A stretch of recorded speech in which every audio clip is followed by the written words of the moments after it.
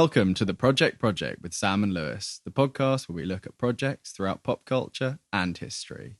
I'm Sam. And I'm Lewis. And on today's episode, we're going to be talking about, well, Lewis doesn't know yet, so we'll leave that for a little bit. But if you've seen the title of the episode, you will know which real-life projects I've done a report on this week. The listeners actually know more than I do.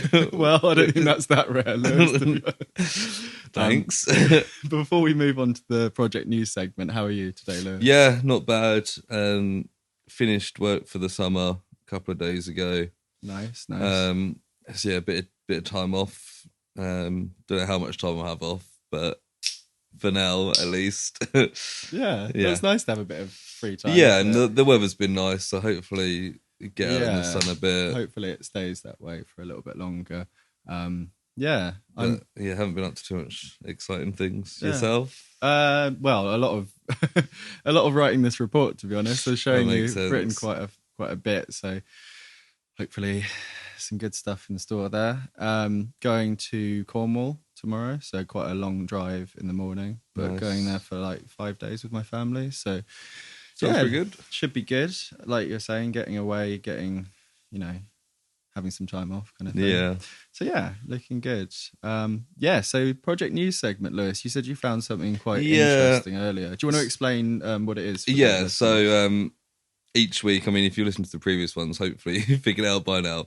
But each week I just Google project and see what news stories come up. Yeah. Recently it's generally been quite like positive environmental stuff. Yes, it has been. There's been a bit of a trend, at least the last 2, maybe 3 episodes. Trends come to an end. Breaking the trend. There wasn't a lot of I know I usually just pick like really random ones, but even the really random ones seemed a bit boring. Right, okay, yeah. So the one I have got is an update on the Pegasus project investigation. Right, okay. Is that something we've covered? No, but I was thinking, like, just before we started, like, oh, this would be a good report at some point. Yeah, okay, cool. It's basically like they've found out that an Israeli like spyware company have like tampered with like loads and loads of important people's phones. Right, okay. Well, across the world. Yeah. Working for like governments. You know what? This does ring a bell, about spyware. It's come up in, well, it's obviously come up in the news recently, but I think I saw it in the news the other day because Macron, president of France, has had his phone tapped. Right, okay. But this one it turns out that also the Dalai Lama's inner circle has been tapped. Been breached. Yeah. But apparently it's not China. It's India. Right. Okay. The Indian government. Yeah. Apparently he's kind of too far away from China to be effective. Right. And apparently like a lot of like the Dalai Lama's people feel like Indian government are quite suspicious of them all the time, so they're not really surprised. I mean, it kind of makes sense based on geographical location. India, because they all are based in India. Yeah. And India and China have quite a complicated relationship.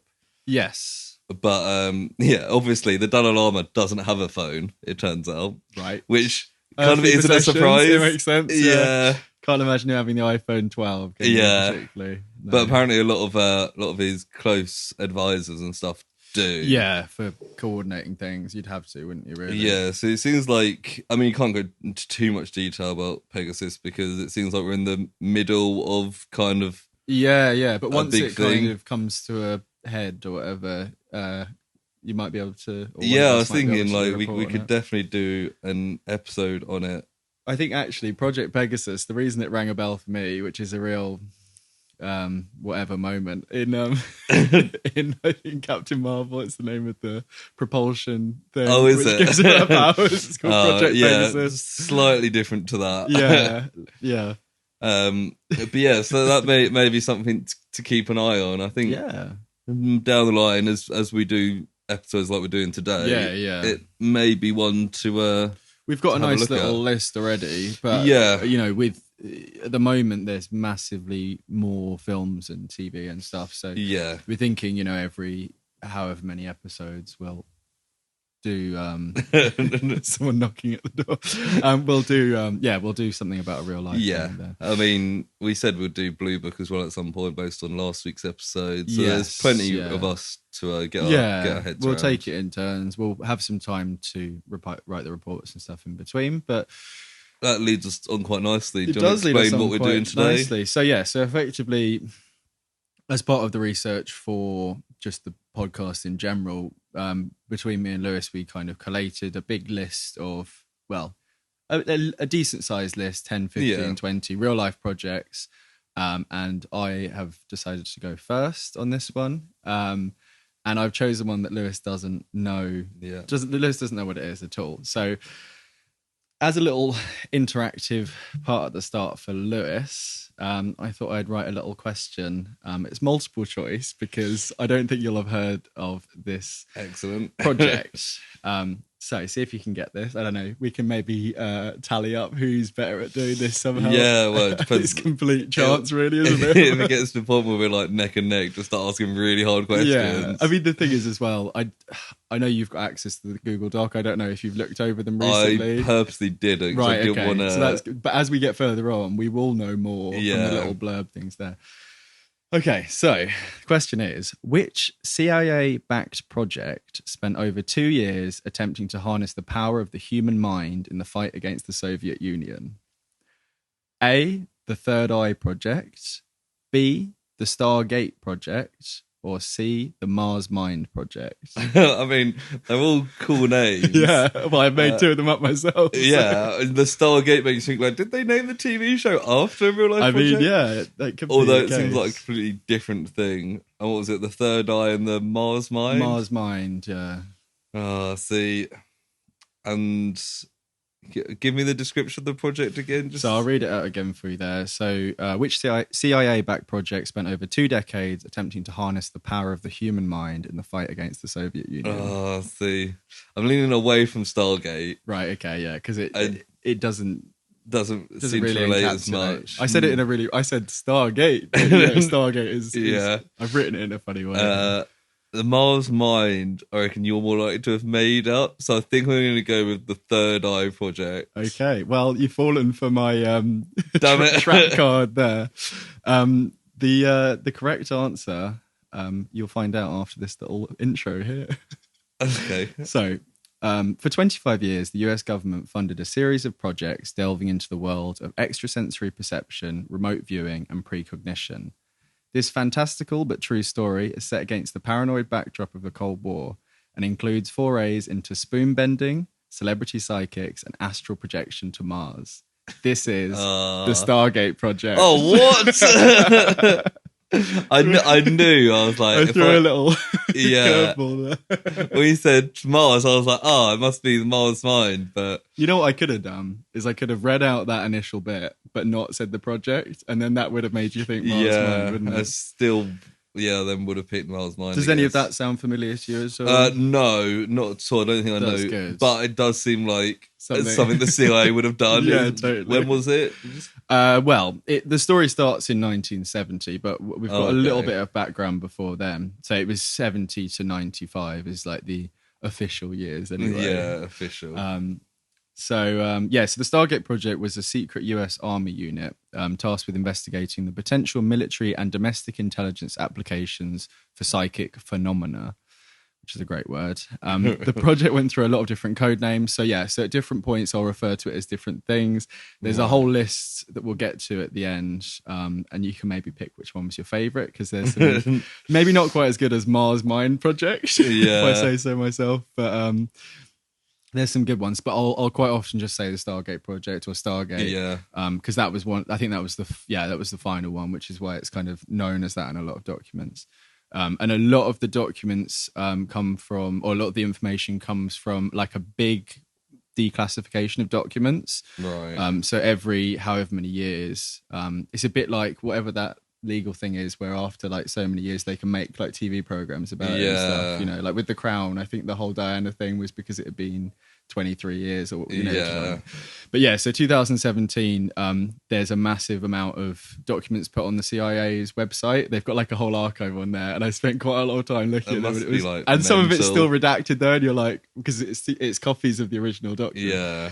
But yeah, I was using a lot of other sources and then using that as kind of backups, if you know what I mean. But because you can never trust what the CIA says. Well, but yeah, there were some before that as well. But one of the earliest public admissions of these projects was when the American Institute for Research published a report in 1995 titled "An Evaluation of Remote Viewing, Research and Applications." So as you can imagine from that title, a lot of the work was focused on something called remote viewing. Which is... Well, exactly what I was going to ask you, Lewis. I've got here, ask Lewis what he reckons remote viewing is. Remote viewing, like, it sounds like the sort of thing where, like, you can see what another person sees sort of thing. Yeah. Like, I mean, that's pretty much what it is. Oh, nice. It's not necessarily through somebody's eyes, but there is kind of occasions of that. Do you want to just put your mic down just a little bit, Lewis? Just angle it towards your mouth. Just want to make sure we don't miss anything. Perfect. Cool. So sorry to break the... I thought you were going to try and do a remote viewing thing on me. Remote viewing. Move the mic down so I can see your eyes. Yeah. No, so I've got here from Wikipedia, remote viewing, or RV, is the practice of seeking impressions. Impression sounds very weak, doesn't it?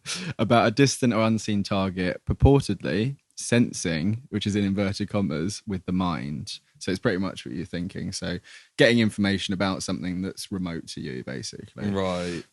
We've got here, typically a remote viewer is expected to give information about an object, event, person, or location that is hidden from physical view and separated at some distance. So it's quite so it's almost like being psychic sort of thing. Well, yeah, I mean, a lot of these people are self-proclaimed psychics. Right. But compared to other methods of psychic viewing, so I've got here, it's said to, by its defenders anyway, to be done under strict scientific protocols. So a lot of what you see, I've watched some documentaries and stuff about it. The people who are really proponents of it or whatever, you know, like people who are big into it over the years, especially like physicists, they, often talk about how it's all done under really lab conditions. It's all done very strictly compared to things like, you know, crystal balls or clairvoyance or things like that, even though at its base, it's very similar and it's potentially hard to replicate in other labs, which we'll get onto later. So despite being super scientific, there's maybe some flaws in that. It seems like, I swear, like throughout the 20th century, the CIA or American government would just go with any, like thinking like Project Blue Book, they're just like anything that's so some of the ones that we had mentioned before, like Blue Book and MK Ultra, which we'll do an episode on at some point, they're all around, they're kind of preceding this really, because this kind of starts in the 70s. But yeah, there's a real, you could say open-mindedness almost. Yeah. But in other ways, a lot of the higher ups were really skeptical of it. Yeah, I imagine they figured like if they could figure out a way to do this, it's like a massive like power move. Absolutely, yeah, and that's kind of where it all starts off. But just wanted to say here, I've tried to kind of tackle it with like, equal measures of skepticism and open-mindedness. Yeah, because I went into it, you know, thinking right, like nonsense basically. But there are lots of really weird coincidences, and there's some stuff. Have you been convinced? I mean, not quite, but the last night I watched a documentary which features one of the main scientists. I think he's in his 80s, maybe even 90s now, and like he seems like a really quite cool, like genuine guy who really believes in it, but like in a really scientific way. And he talks to like this Nobel Prize winning physicist who's like got tenure at Cambridge, and he's like, it would be silly for scientists to not consider it at least. And a lot of them are like ragging people who just shut it out as being like dogmatic or like overly religious or whatever. It's like there's a weird fine line between like being open-minded and just kind of believing this stuff as it is. Yeah. But yeah, so as you can imagine, the military or intelligence applications for remote viewing could be really beneficial to the US Army if they were proven or harnessed. That's how they always get their funding, by showing how it can be used for the military. Well, with a lot of this stuff, as we'll get to, some of these early scientists were doing it, for the sake of it, and then they kind of get swept up into it, and like you say, funding and stuff. But yeah, before we can get into it, it's important to look at the historical context. I'm not going to go on too much about the Cold War because, both me and Lewis are experts in, Soviet history. Inverted collar. Yeah. Collar. Well, we've inverted collars. Yeah, I suddenly forgot the word. It's like a turned-up collar, right? Yeah, you're like a cool guy. But yeah, so the two global superpowers, the US and Soviet Union, were locked in a big conflict and rivalry from the end of the Second World War through to the fall of the Soviet Union, and you could even argue since then as well. Oh. It was mostly waged through politics, economics, and propaganda. Thankfully, never really resolving to the use of nuclear weapons, as many had feared. Although throughout this period, there was lots of spies operating quite openly. Yeah. And any advantage over the other side was considered. As we saw in Project Blue Book, there was in Project Blue Book, yes. All of these very well planned out episodes all linking together. So yeah, in the 50s and 60s, there was a real lack of information in the US about what other countries were doing in terms of psychic research. Which sounds like a really stupid sentence, but effectively they just didn't know if other countries were doing it or not. Yeah, I'm just imagining just like Americans walking through the streets like, we don't know what they're doing with psychic research. And most information was either seen as rumor or disinformation from the Soviet Union. Right. So if anything was heard, people were just, they're just trying to fake us out or whatever, which maybe is the case here, as we'll maybe see in a moment. But the CIA and the DIA, which is the Defense Intelligence Agency, part of like the Department of Defense, basically. Right. They decided to approve and fund various different programs to try and answer these questions here. And this kind of starts really in the 1970s, in 1970 itself. So one of the biggest push factors to dive into psychic research was the fear that the Soviet Union was a step ahead of them. So in 1970, US intelligence was sure that the Soviets were again engaging in psychotronic research. That sounds cool. Which sounds much cooler. It sounds maybe like something to do with psychedelics or like psychedelic music or something like that. And there were reports that suggested they were spending 60 million rubles a year, which is kind of hard to figure out today because there wasn't really much of a exchange rate, but it's between like 70 and $200 million today. So it's a significant amount to be spent on it. And then by 1975, this figure had jumped up to 300 million rubles, which is between 200 million and 2 billion today. So this kind of period, $2 billion today. Yeah. So basically, there was evidence that stuff was going on, and the jump in funding was suggesting that they were making breakthroughs in some way. How do they know about the funding? Well, so this is one of the things. So although there wasn't really any hard evidence of this, they were getting reports from their intelligence that from this their was being spies spent. And stuff. Yeah, but it never really, like everything that I saw, everything I read, like the figures are even varying quite a lot. And this 60 and 300 million rubles is just quoted everywhere. So it feels like it's just being like passed down the chain kind of thing. But whether that's the reason or not, basically the US decided they wanted to close this psychic warfare gap, and they set up multiple projects, as I mentioned before. So the three main reasons that are given for remote viewing being a good thing, being a viable option for intelligence, basically, are that it's relatively cheap.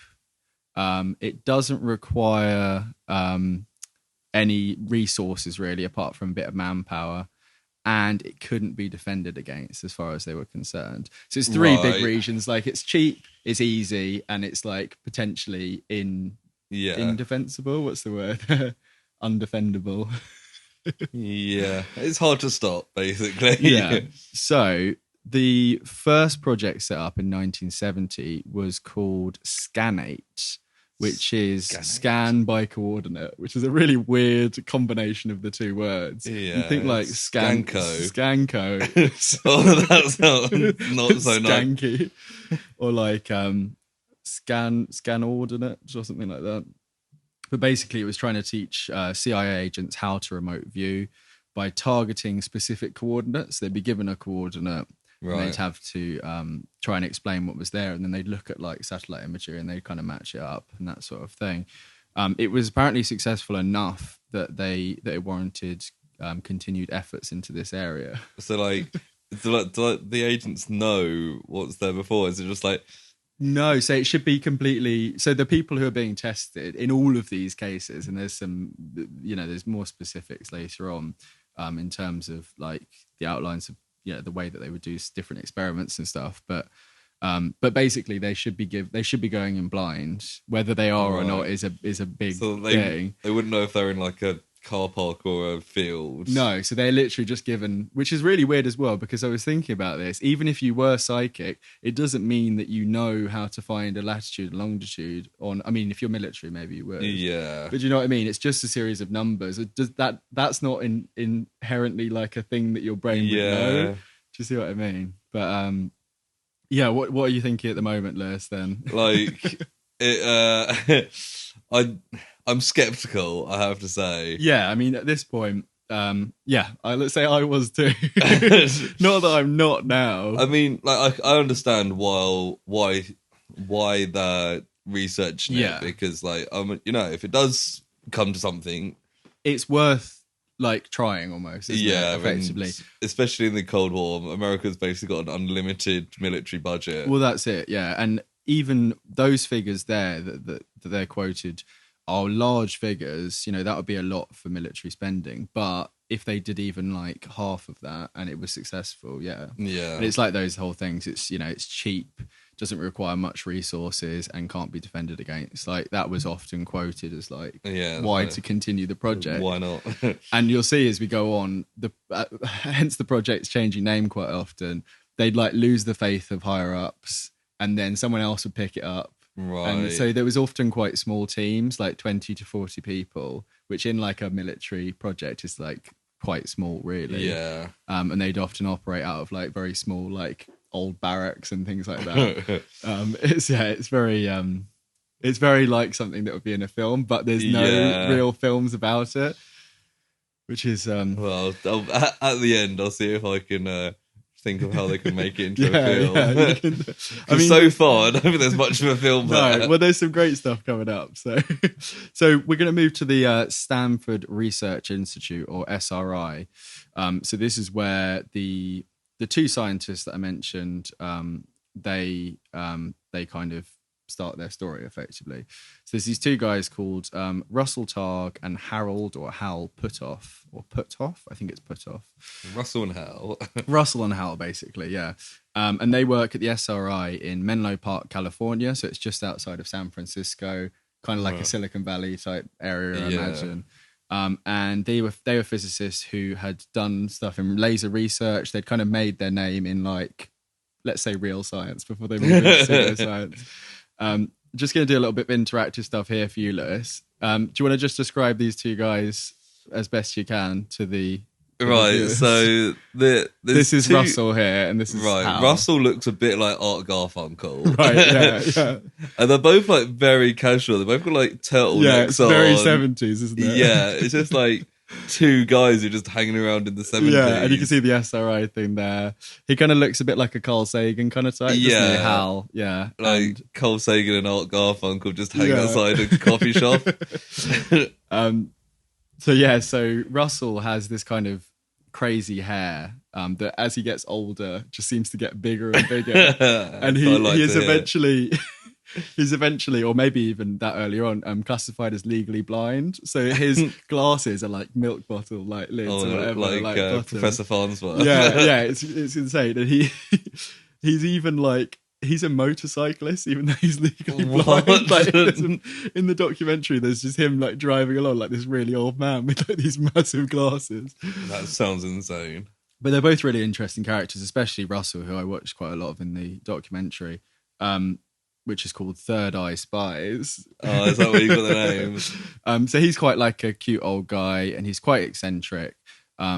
He'd grown up doing magic as a kid, and he was kind of like the ideas guy. That makes sense. Like he's quite like a weird little guy. Hal, on the other hand, was much more of like a classical theorist. So they made quite a good team because it was like kind of the crazy guy and the straight guy. So now I'm starting to see this Hollywood film. So you can see this as characters. So Hal had worked in naval intelligence before this, so he was a bit more secretive. Russell would say he knew how to do like the top secret stuff. Yeah. And once stuff starts picking up at SRI, there are like guards and stuff there. Like even though it's just like almost like a university institute place, like a research lab.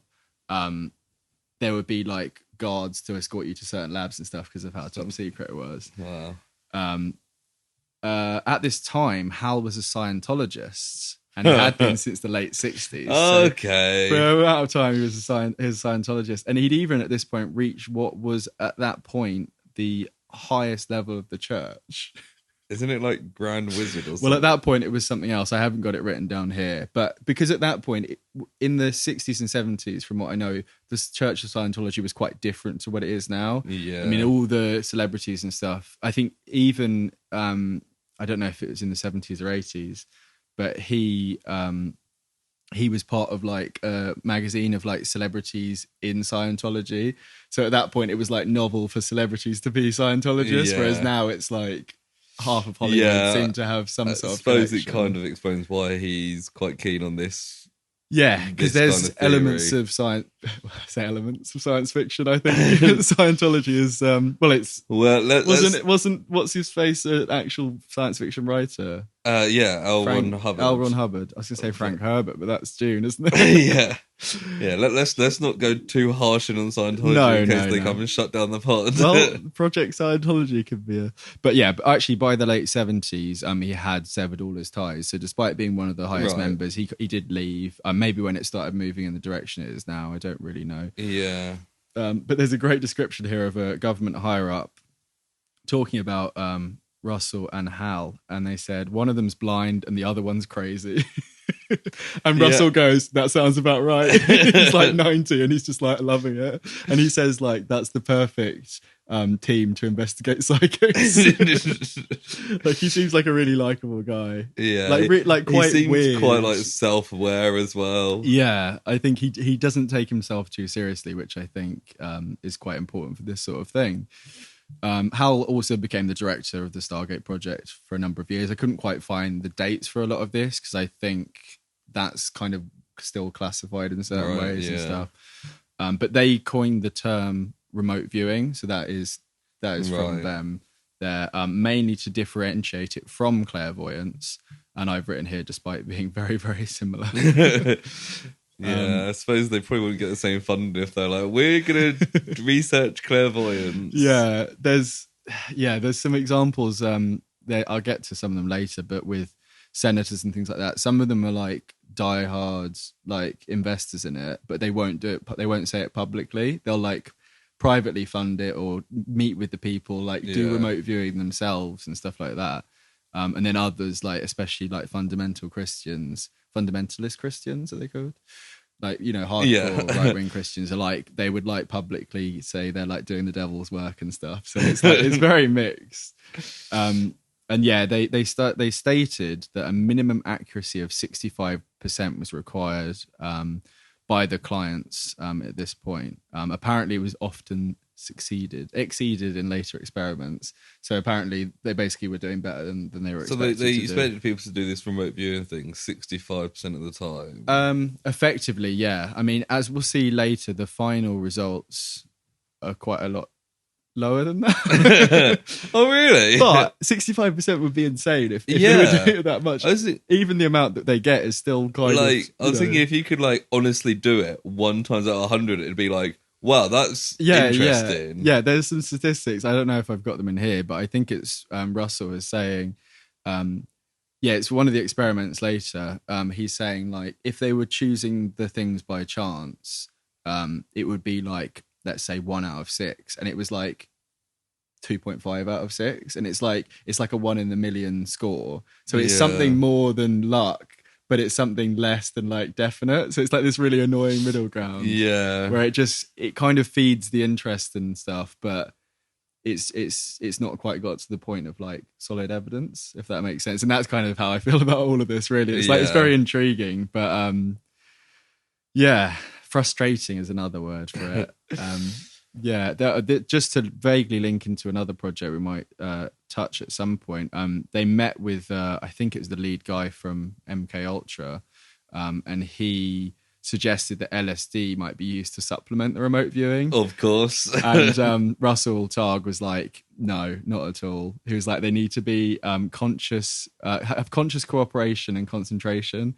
So it's like we don't want. It's like it wasn't their bag at all. Like maybe they did it in private. I don't know, but it kind of.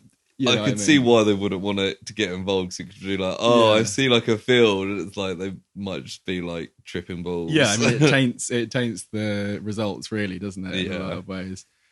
So the main setup for the experiments at SRI was basically they'd get a random participant, and there was a firm belief that anybody could do this remote viewing, and he even talks about it now, like.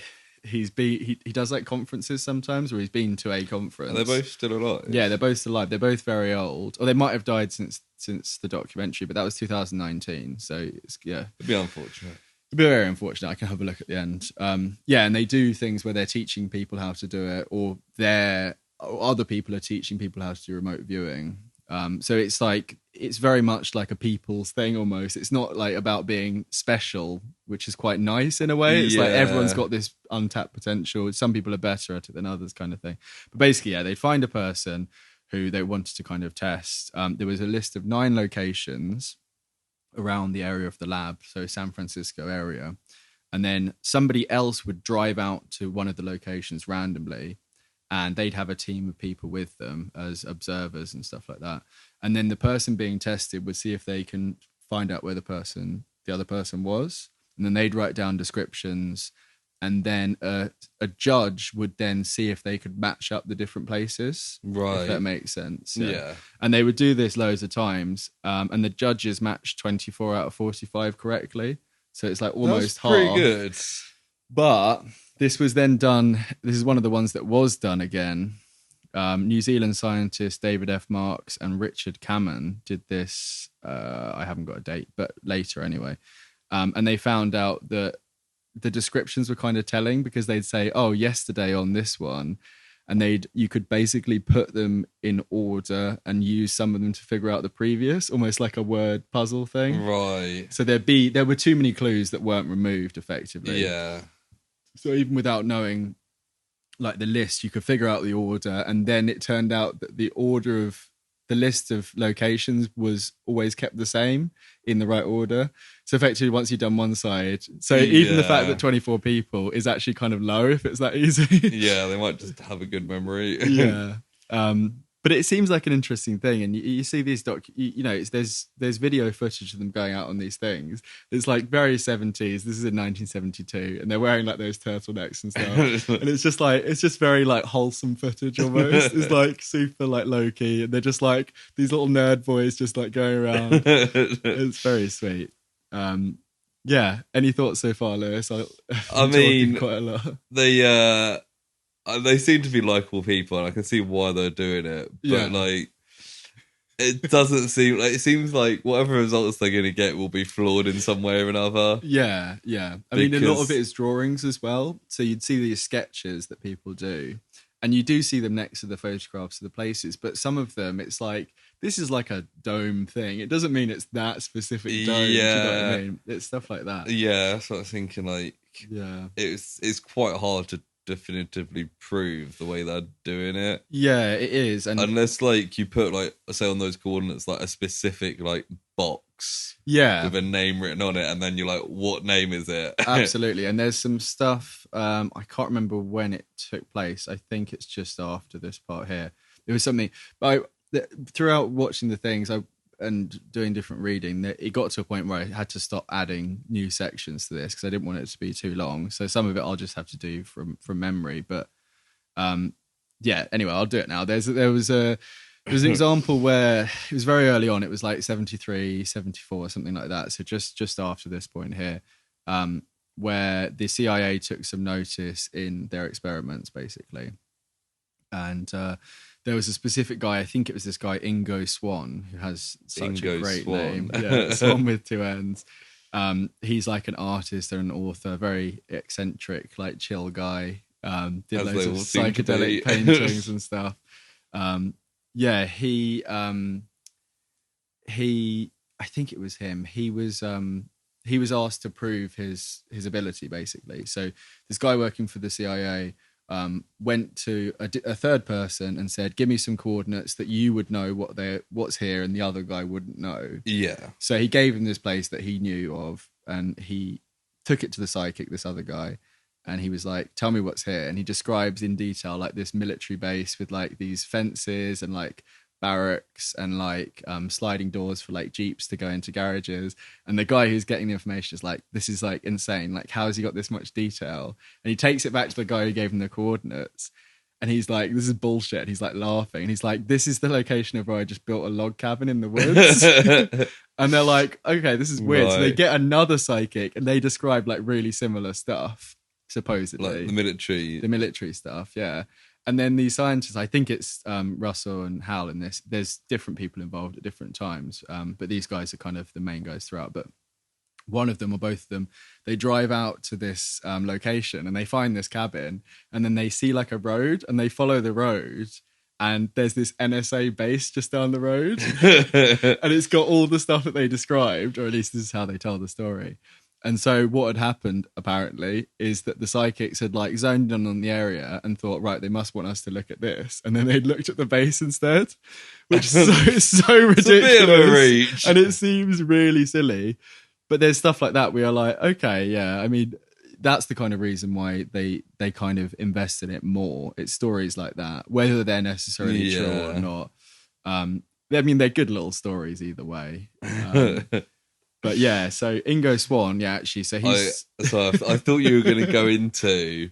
there was a log cabin there, but then in 15 years in the future, a military base was built there. Well, the documentary I watched, I think it was that NSA thing. Supposedly, it's really silly, but one of the guys was like looking, and he was looking inside the base with his remote viewing, supposedly. And he was like, they're playing pool in there, right? And he was like naming the different balls on the table. Right. And then when they went in there later, somehow somebody got to investigate it. There were like filing cabinets, and the projects in the filing cabinets were named like Red Ball, Cue Ball, and stuff like that, which seems so like an extra bit on the end. And the guy who's telling it, because these are all like really old guys now, but they're like, and my mind was just completely blown by it. And you're like, I've done research for the past 4 days. I've never seen this story before. It's the first I'm hearing of it in a documentary that was funded by Russell Targ as well. So it's like, do you know what I mean? Like, they're good stories, but you know, you've got to keep... any more than that? Yeah. But yeah, Ingo Swann, yeah, so he was this painter. He was the first like self-confessed, self-proclaimed psychic that they tested. Right. And one of the things that he did was he said, because he had something apparently called psychokinesis, which is basically like telekinesis, which isn't something they really do much on, because I think it's quite hard to fake, really, isn't it? It's quite hard to like. But he supposedly moved the needle of this like classified machine like in the basement, right? And apparently it almost got them like kicked out of SRI, because they were like, how's he getting involved in this? But yeah, and that was one of the things that so a combination of these things in these years kind of got attention of people, either them doing stuff which like verged on classified stuff, or which isn't really mentioned, but I imagine people probably thought they're Russian spies, right? Like if people are making guesses that are kind of close about classified things, it's like there's something dodgy going on there. Yeah, see what they think that. But yeah, Russell Targ says that he used to love going to work at SRI, and he said, I feel like the child magician finally got a job doing magic, which is very cute. Oh, bless.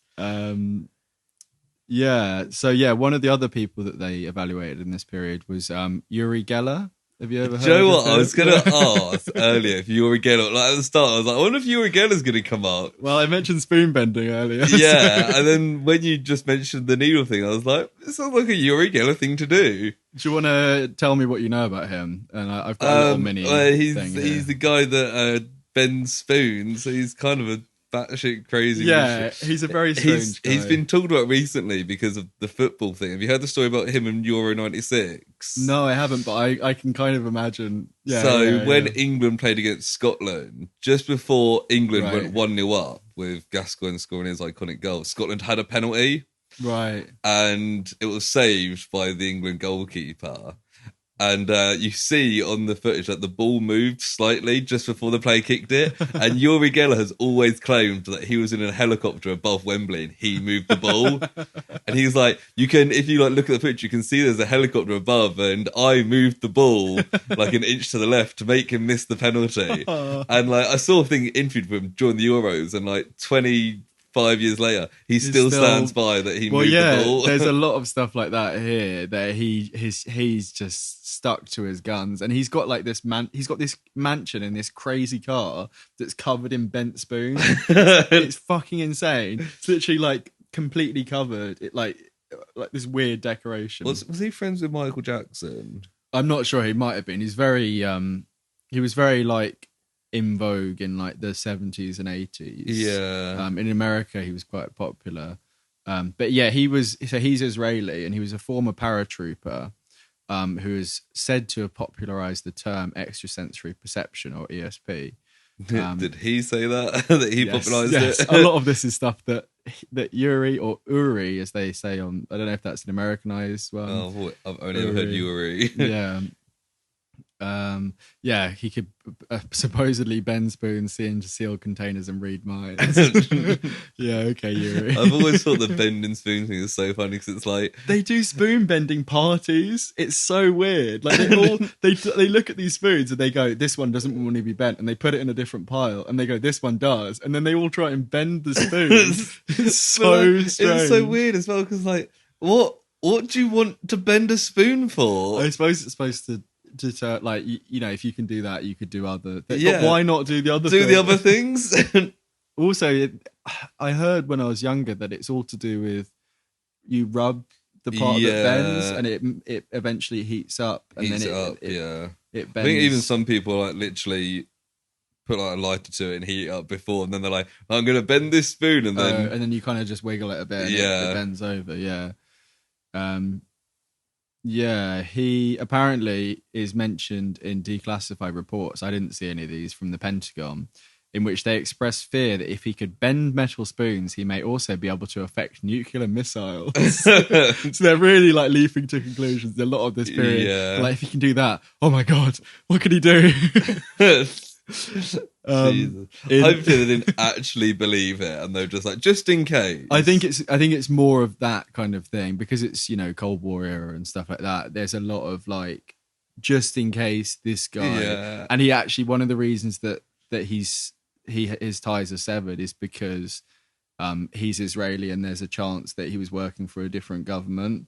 Right. That's kind of quoted a couple of times, because so in 2017, he claims he was tested by the CIA and was sent on secret missions, not in 2017, but in the 70s. Sent on secret missions, including heading to Mexico City to investigate the assassination of JFK. Even though it was 10 years after the JFK assassination. 10 years after JFK, they sent Uri Geller to Mexico City to investigate. And apparently, he says this on a Good Morning Britain interview that I saw. He found out a stunning revelation, but he couldn't tell us what it was. Oh no, of course not. Because apparently he has to wait till it's been declassified, because he's worried, about... Maybe they wouldn't have employed a guy who's a person, a celebrity. Is it the FBI? I assume? Well, it says CIA on there, but yeah, I mean, maybe the CIA just wanted to get rid of him. Just send him on a little holiday. He's really annoying. He keeps wanting to do something. I keep trying to stir my coffee, and he keeps fucking bending the spoons. He's gonna bend the bullet into JFK's head. But yeah, and this Good Morning Britain presenter or whatever is like, can you tell us if it was mafia? And he's like, I can't tell you anything. It's like, this is how he's made his career, like being like a little knob, basically. Yeah, he's so like smug as well. He looks, have you seen pictures of him when he's younger? He looks really like a very young Freddie Mercury. I'm going to quickly... Like with the long hair, like before the mustache and short hair era, Freddie Mercury. Yeah, Google it if now. You search like 1972 or 1970s. Uri Geller, 1970s. But yeah, they so these two, Russell and Hal, they worked with him a little bit as well, and there's video evidence of him doing tests. Do you see what I mean? Yeah, he kind of reminds me of who's Ted Bundy? Oh, really? Like, I don't know if you can see. Oh yeah, no, there's videos with him with longer hair, right? And yeah, no, that does look, that's the Ted Bundy haircut for sure. But yeah, so they worked with him for a bit with kind of mixed results, which kind of caught the attention of the US Department of Defense, and they sent psychologist Ray Hyman to investigate or evaluate. And he met with Geller and reported back that he was a complete fraud. So this guy's just met him what and a just surprise. gone, like, no. So they lost some government funding at that point. And apparently, Wikipedia says that the two scientists embarked on a publicity tour with Geller to raise private funding. But I've never seen that anywhere else. So it's a great image. They're like, we haven't got any funding. Let's go out on a tour. It would kind of make sense as well, because like Uri Geller's a celebrity. And they've got some scientists there to like lend credence to it. It's literally like getting celebrity endorsement. It's very silly. But yeah, I couldn't find that anywhere else. But yeah, in other sources they say that the government had suspicions he was working for somebody else. So that's why they kind of cut funding there. So certain funding was cut for SRI, but the Army and DID, Department of whatever I said earlier. I don't know what DID is, but yeah, might be DIA, which is like DOD basically. It's basically Army stuff. A bunch of acronyms. They were given multiple contracts over the mid 70s. There's a part of a 60 Minutes segment that aired in 1973, which shows some of these things. So it's kind of pre it being classified. Right. And you can see parts with Uri Geller. And there's some stuff which is very much like a Stranger Things type thing with sensory deprivation. So this is done by different people, but it's done at the same time in this Brooklyn lab. And they've got like the half ping pong balls like taped over their eyes. They're listening to like waves, and they're trying to like communicate with somebody in the other room who's like hung in something called a witch's cradle, and he's being like spanned around. Like, why do they come up with these things? And he's listening to like waves, and she's listening to, I don't know, I've got it. Maybe it'll work better. Oh, static. He's got static, and she's got waves, and it's like, how do they decide on these things? But then other people, some of the people who are, actually had some sort of results later on, they just like sit in a lab and like concentrate. So it's like, I guess they're just trying everything. It'd be funny if in like decades time, they're like, oh, they were so close. What they actually needed was static on one guy and waves on the other guy. It's like, and you needed ping pong balls on the wave, on the static guy. Yeah. And you needed the mask on the other guy. The guy tried to communicate, needs to be spinning on a chair. The other person needs to be upside down. Yeah. In the witch's cradle. So close. Oh yeah, there's also an IBM scientist who in his spare time is attempting to communicate with a plant. And he's remote viewing into the plant, and he's like, I'm in the stem, I'm moving up to the leaves. It's like, you're not communicating, you're just imagining being in a plant. It's so silly. Sounds like it's just some weird fetish he's got. Yeah, but that's all part of this 60 Minutes thing, and that's all, it's almost kind of jokey because it's a lot of this, they talk about the giggle factor, which is it, like how ridiculous something is and how lots of people don't want to be associated with it. So that's why a lot of people wouldn't publicly acknowledge their support of things, because it's like people are going to laugh them out of the place, this basically. is a bit silly. So in 1975, the CIA said a large body of reliable experimental evidence points to the inescapable conclusion that extrasensory perception does exist as a real phenomenon. The work at SRI using gifted individuals has achieved some convincing and striking demonstrations of the existence of paranormal perception and has demonstrated, perhaps less convincingly, the possible existence of psychokinetic influence upon sophisticated physical instrumentation. So effectively they're saying it's real and we've got evidence for one part. For the moving of stuff, we haven't got much evidence, but there's some evidence. So they've said this in an assessment in 1975, the CIA. So at this point, despite not much happening really at this point, they're like, at least somebody in the CIA has faith in this really ridiculous idea. One guy who's just like a massive fan of Uri Geller, just being like, guys, can we get Uri back? They're like, no, he's working for the Israelis. Oh, we'll just send him to Mexico again. He's like, can I go with him? He's like, I had this guy with me in Mexico. He was a really big fan, but he was really annoying.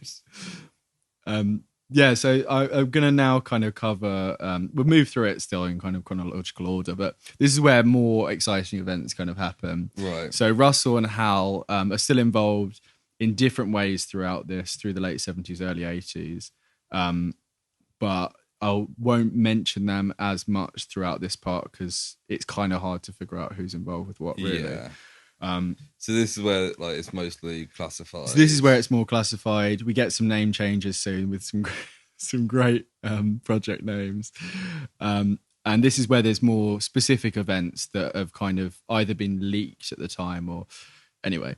So there's one in 1976, but some sources say 78 or 79, where a Soviet Tupolev Tu-22 spy plane crashed in the Central African Republic, which we were talking about earlier. Yeah. I was asking Lewis at the start if the Central African Republic was still called the Central African Republic, or if it was part of the Congo. And then moments later, we saw them walking out in the Olympics opening ceremony.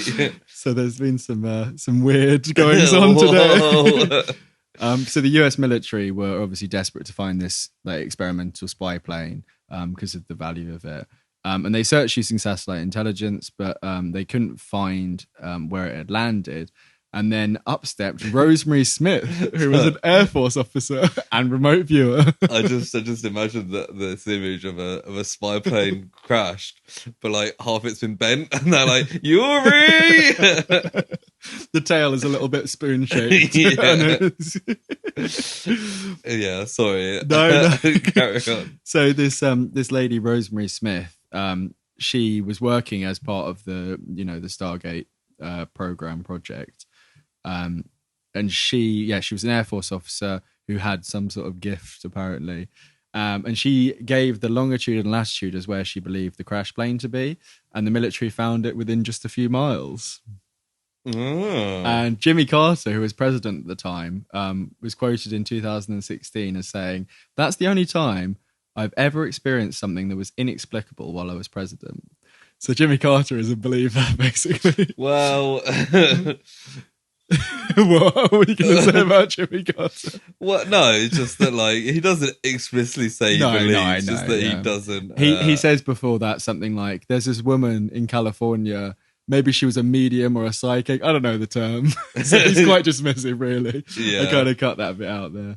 But yeah, I mean, with a lot of these things, I kind of skip over some later on.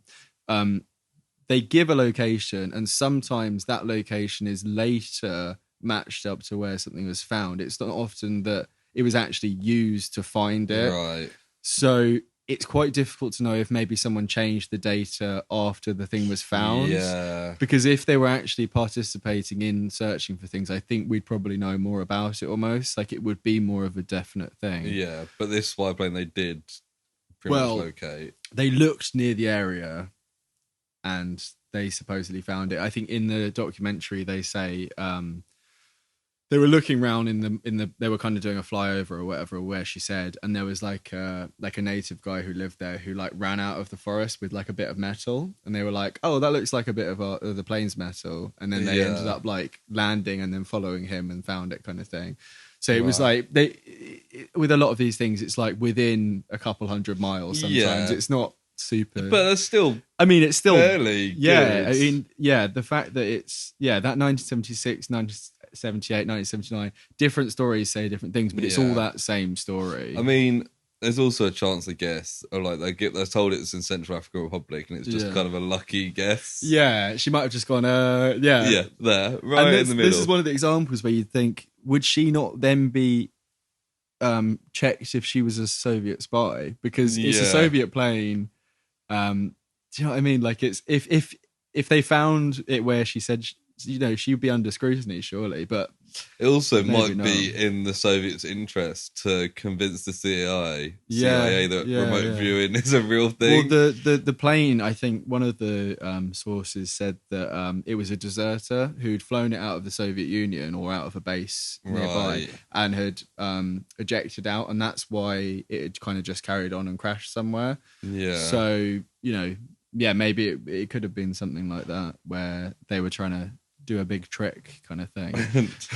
I mean, like, that was a lot of the Cold War, of like them just trying to do fun tricks. I mean, you were even saying about in World War II, you were telling me last week about what was that about? The Germans built a entirely wooden aircraft area with like wooden planes and wooden bunkers to try and trick the British, until the British dropped a wooden bomb on it. Just to be like, haha. That's so silly.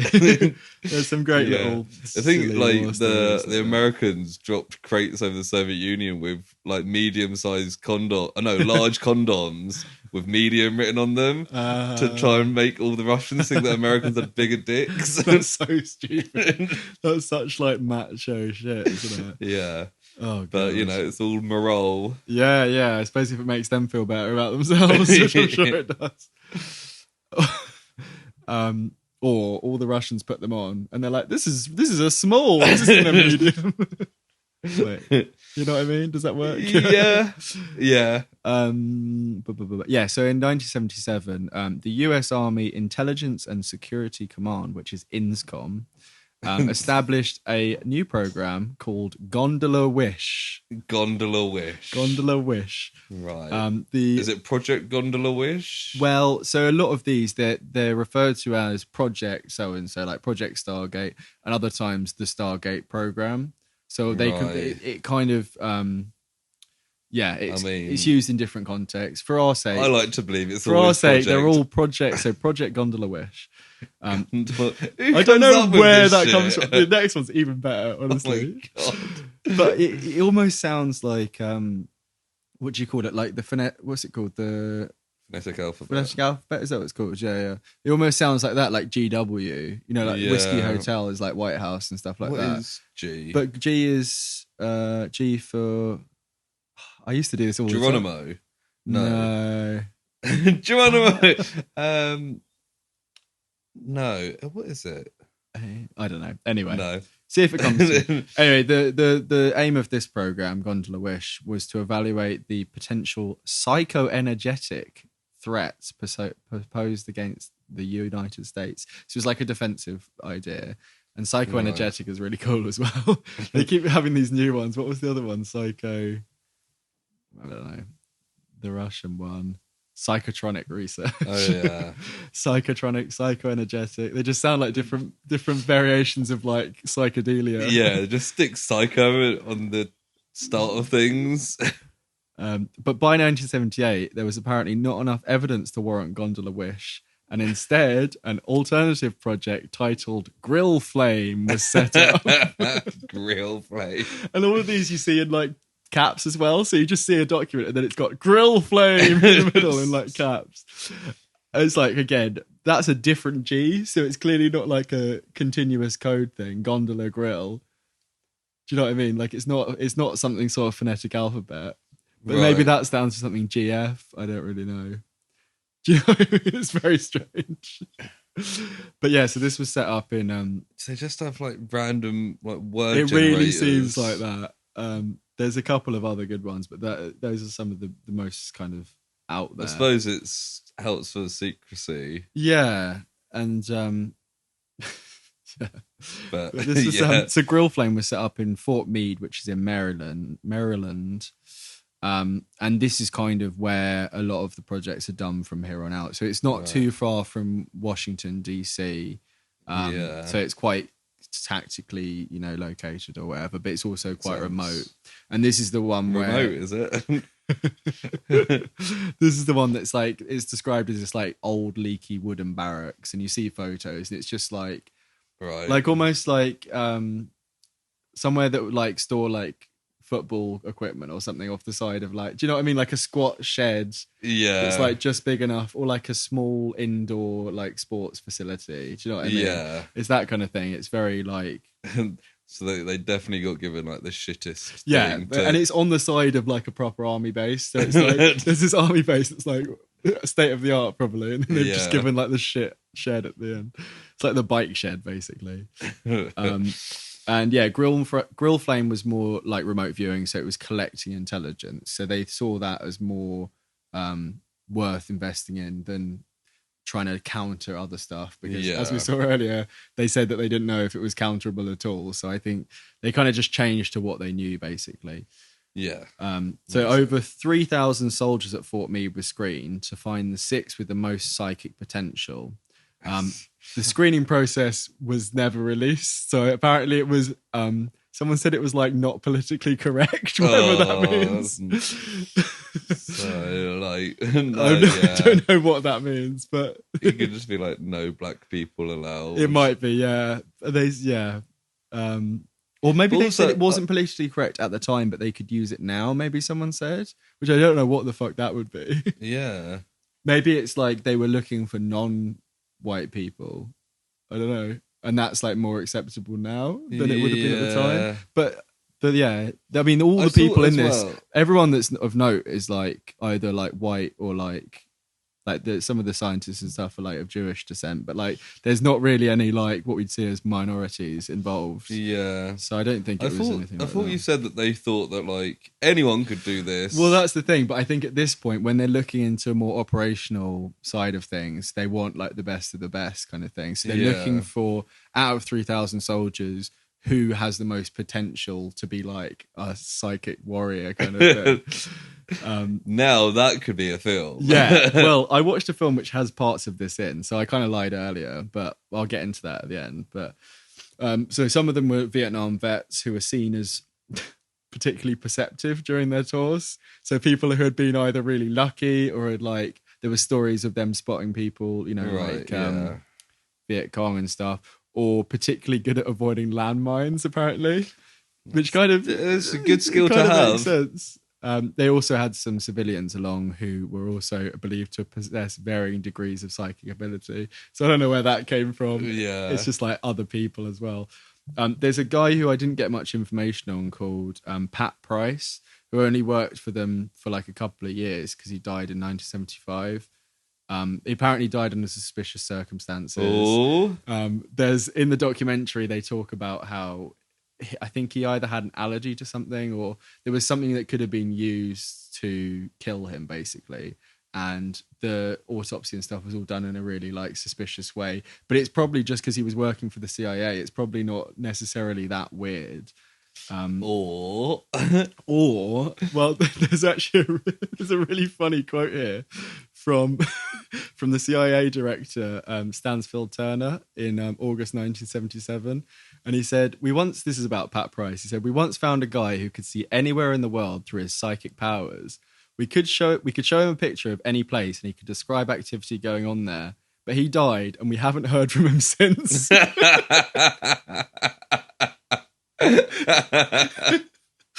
Which, I don't know if that says something about the CIA director's beliefs or if that's just like a weird turn of phrase. It's like, I haven't heard from that guy for a while. Yeah. He died 2 years ago, but you know. Yeah, I thought he'd give me a text or something.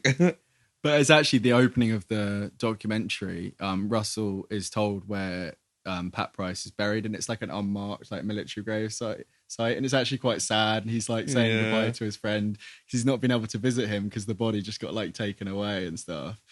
But I guess it's kind of the price of working in like weird classified super stuff, secretive like stuff. Another thing about Pat Price, he had this map of the world with pins all over it, and he would just move them around. And this guy he worked with was like, "What's that?" And he was like, "Oh, I'm just tracking all the nuclear subs in the world." And they're like, what the fuck? I like this Pat Price. So he's a cool guy, but yeah, he only works with them until 1975. So by the time he's brutally murdered by the head of the CIA. Yeah, CIA, or actually in that documentary, Russell goes to visit Uri Geller, and that's when you see the spoon car. And he says to Uri Geller, "Do you think he was murdered by the CIA?" And Uri Geller says, "Well, the CIA is not really in the business of killing people." And I looked at the comments, and people were like, it was at this point I realized I was watching a comedy. It's like, fucking hell, like, he's obviously like on the payroll, or he's like completely in denial, because I think you'd be a bloody fucking idiot to think that the CIA didn't kill people. Yeah, it's like... But I think he kind of backs it up by saying, like, if he was valuable to them, they wouldn't kill him, kind of thing. But yeah, but you don't know what's gone on behind the scenes. Maybe he's gonna sell his secrets to the Soviets. Yeah, absolutely. So that's skip back a little bit there, because I thought I should mention Pat Price. But good old Pat Price. But we're now going to go to another character here who was recruited as part of those 3,000, and he's called Joseph McMoneagle, or we'll just call him Joe, or McMoneagle. McMoneagle. It's McMoneagle.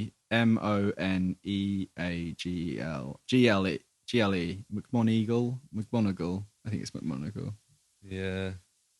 Joe.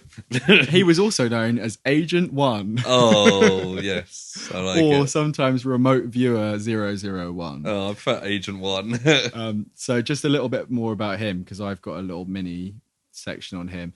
He claims to have had telepathic well, maybe that's all, telepathic abilities from a young age, and would communicate with his twin sister as a child. He also said he honed his psychic abilities in his teens for his own protection whilst hitchhiking. It's quite a good use. I don't know what he was doing to these people.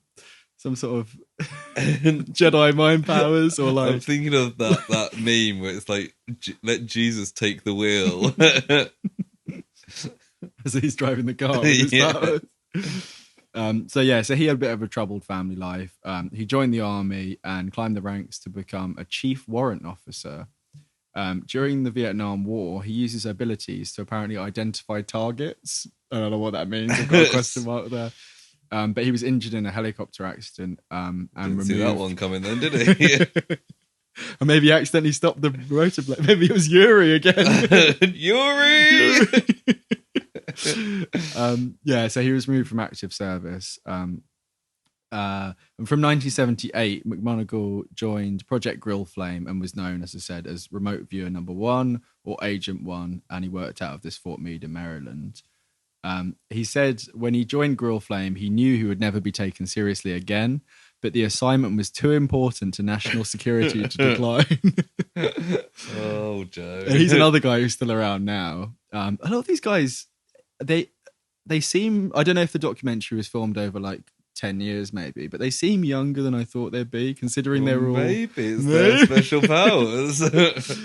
He seems, I don't know if it is part of his accident, but like he seems really short as well. Like really, really short.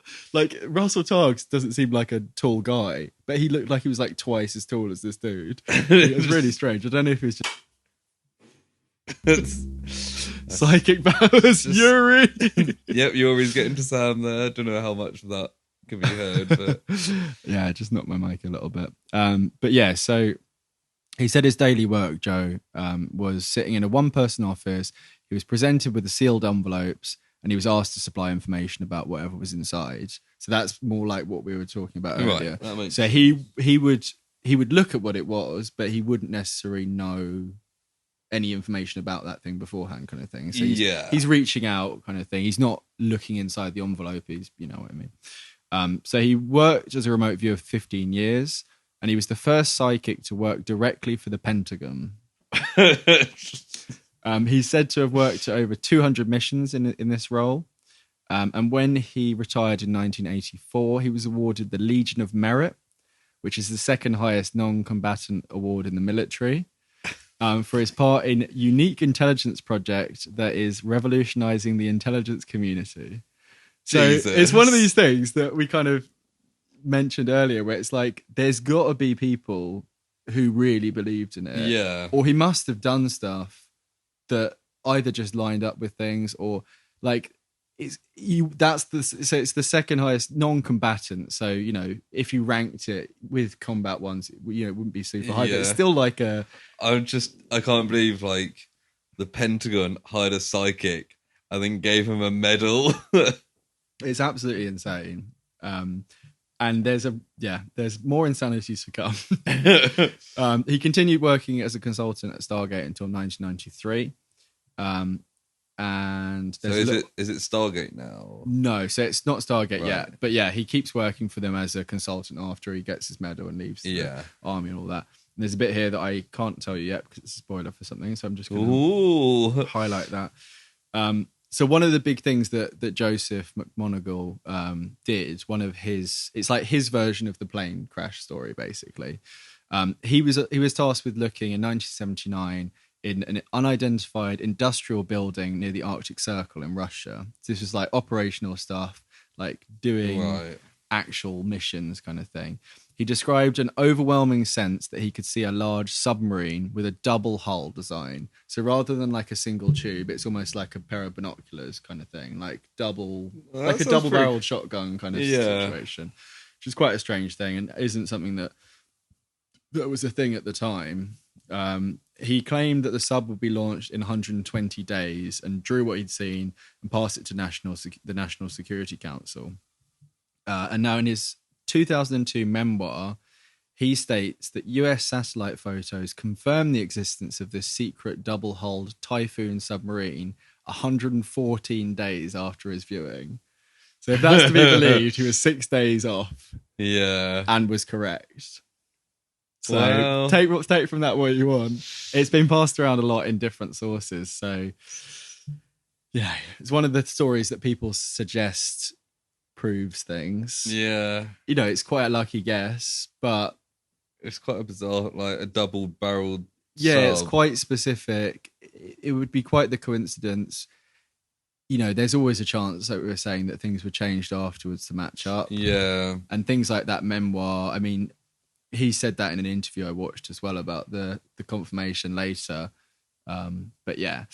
Yeah, he would say that, wouldn't he? Yeah, of course. In 1979, the SRI program, so that was still going on for the research side in California. That was then integrated in, and they did like hundreds more, after this period.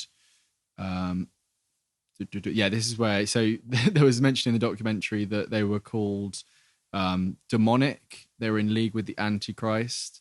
And other officials in like the CIA and stuff refused to evaluate at all because they believed it was either a practical joke or like some sort of test. It's like if you go to this place and take notes, then you'll be fired for believing it, kind of thing.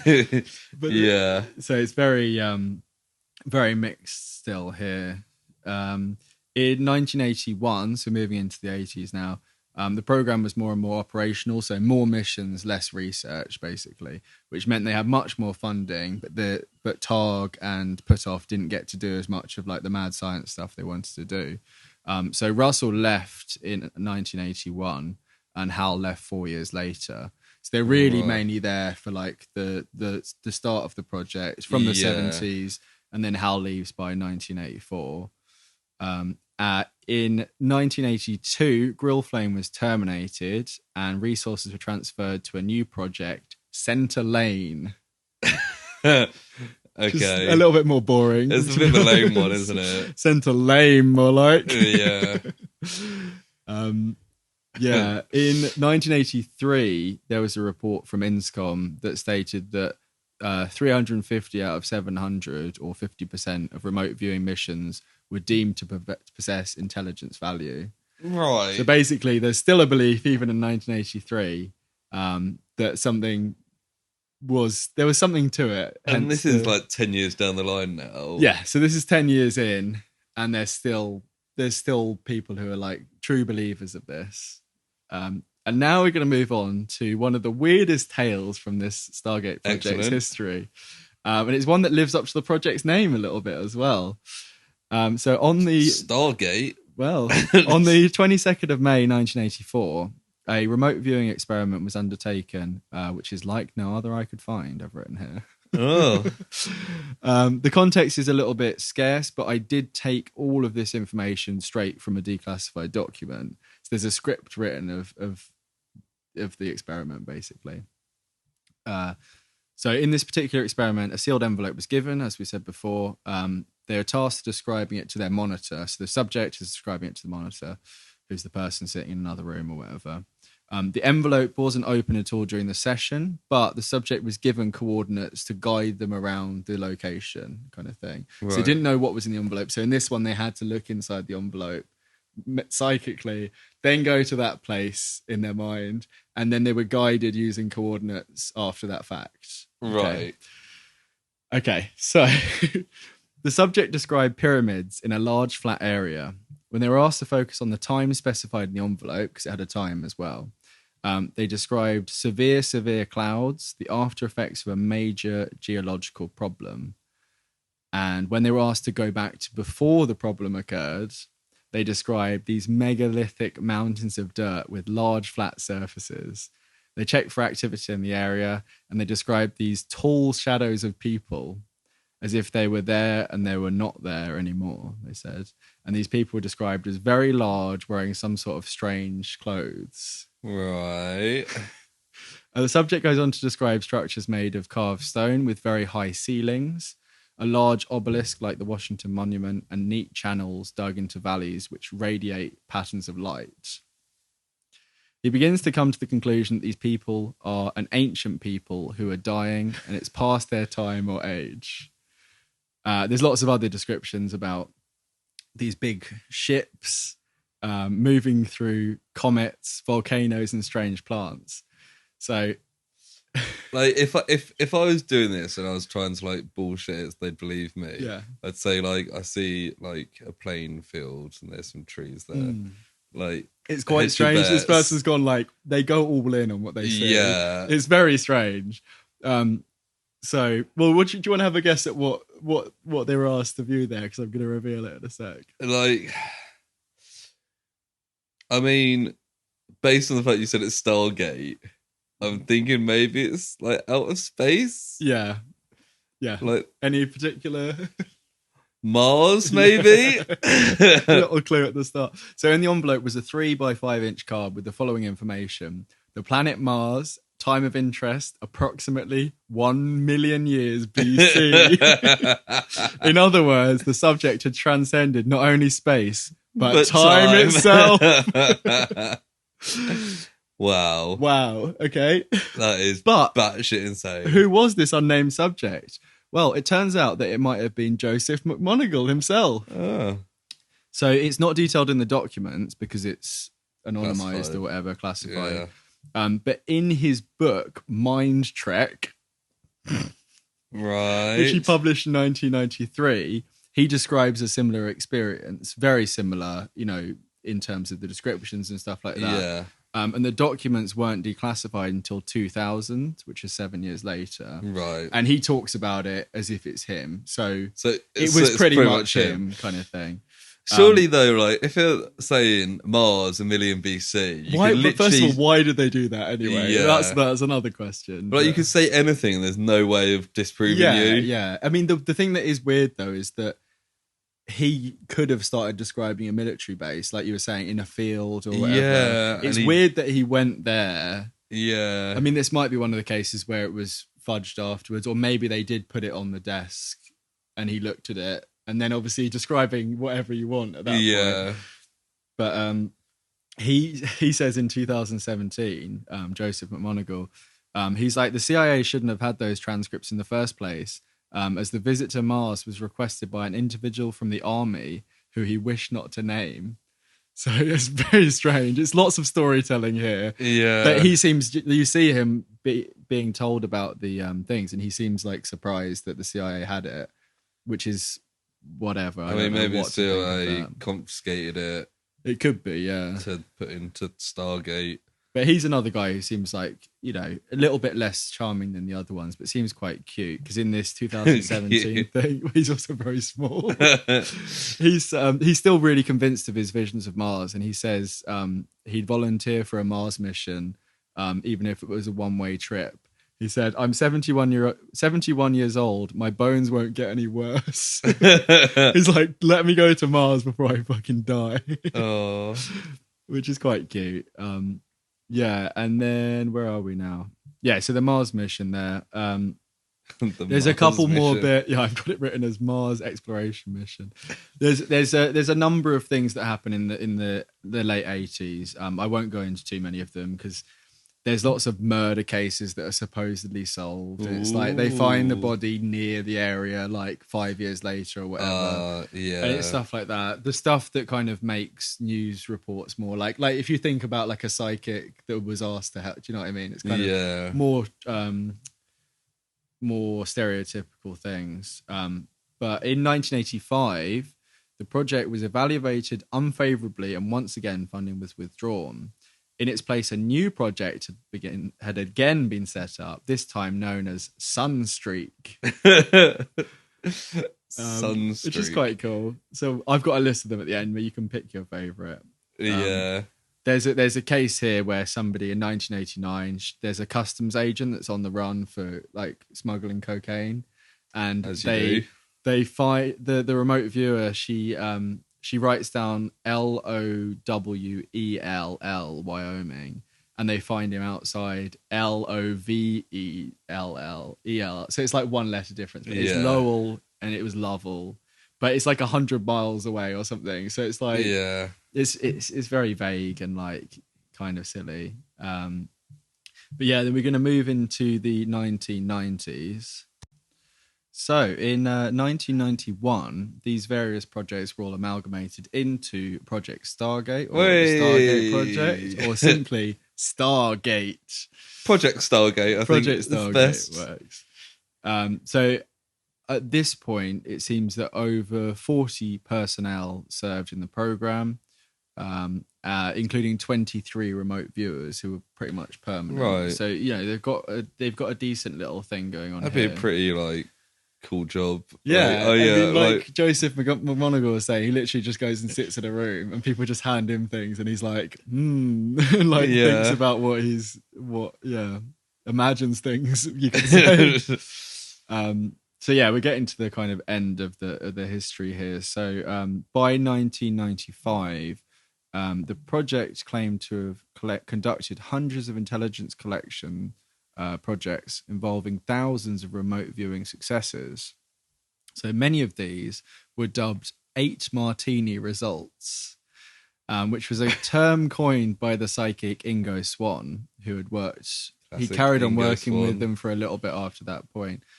Swann is quoted as saying, "Well, this is an intelligence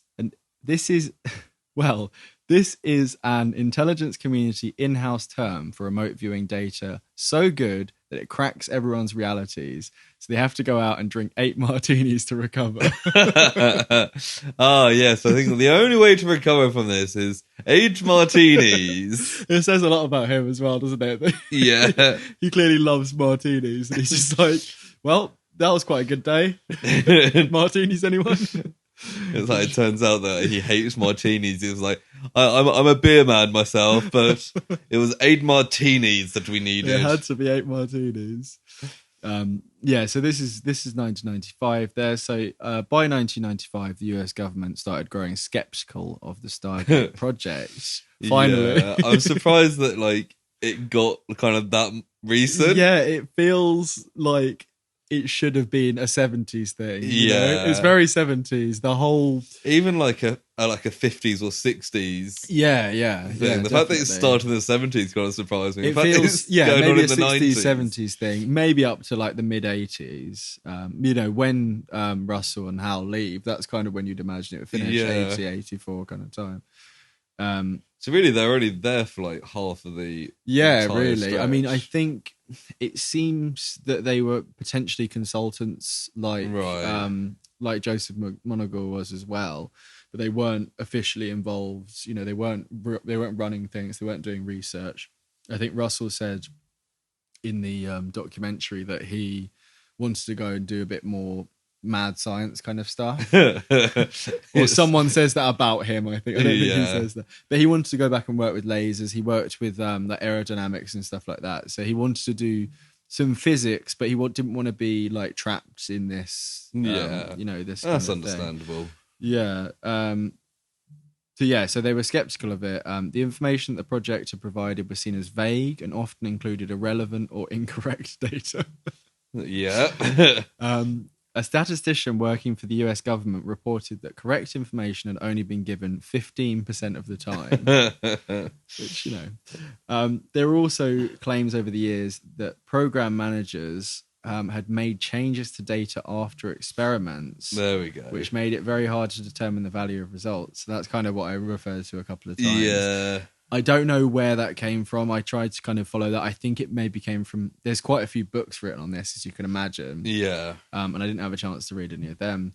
But some of those links, references, citations, they take you to like Google or Amazon book pages. And I'm like, I'm not going to buy your book just because you've put something on Wikipedia about it. So another big issue with the experiments is that they weren't often replicated by other teams. So that New Zealand duo, that was one of the only examples I could find. A lot of it's due to the classified nature of it. So you can't do peer review because you're not allowed to let anyone know about it. But it kind of, it's like a flaw in the basic scientific principle because the whole, laboratory conditions, all this kind of thing. So that's like a big issue that a lot of people have with it. So even the people who are like, you've got to investigate it or at least be open to it because it's science, that's not really something they can defend because it's like, do you know what I mean? Like if it like real science would then also like you say, oh, you can't be skeptical because researching it is science, but also a big part of science is questioning it. And that's exactly it. So questioning these results is more scientific than believing it as it is. So it's kind of a weird little catch-22 in a lot of ways there. And you'd imagine, and then maybe there is now, replications have been attempted and maybe not been successful. I imagine we would have heard about them. Yeah, if they had been.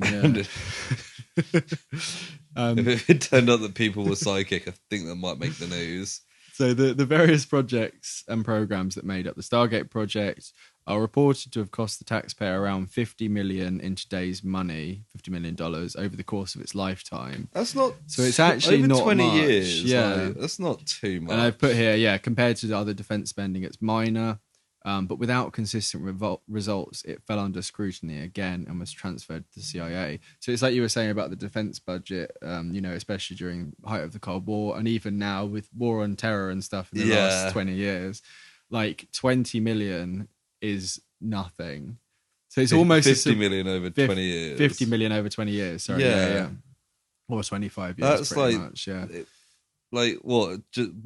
Like that's 2 million a year, 2 point something million a year. But it's like they were saying at the start, like it is relatively cheap because you just have this shit building and you just get people in who are already working for the army. Yeah. And I don't think any of these people got paid any more than they would for normal salaries. When you think they'll spend like 2 billion on a new aircraft carrier. Exactly. Like they don't have to give them. I mean, at SRI they had quite state of the art equipment and stuff, so they would have funded that. But it's nothing compared to military spending. You know what I mean? So I'm surprised in a way that it didn't carry on. I mean, maybe it has. There's claims in the documentary. Hal and one of the other guys, not Russell, they're like, we're still working on a project together. And they're like, we can't tell you about it though. And then it's like... Maybe they're actually it turned out that it was to do with UFOs. They mentioned right at the end. So apparently they were to do with collection of UFO debris or something like that. Project Red Book. So they've moved from one like insane thing to another. So it was transferred to the CIA, and in November 1995 the CIA commissioned Ray Hyman, who had been so skeptical of Uri Geller 2 decades prior, to write a report to evaluate if it was worth carrying on, basically. And he said, as you'd imagine, it had no intelligence, no use in any intelligence operation, and it was subsequently terminated and declassified. So that's when that 1995 document got published, as soon as it was finished, kind of thing. I've got a couple of little conclusion-y bits here. Mainly, the question to you as well, I suppose, Lewis, is why would the US government spend 25 years working on something that they knew was a waste of time? The project had the support of 5 different administrations in a row, and yet officials were often hesitant to support it publicly.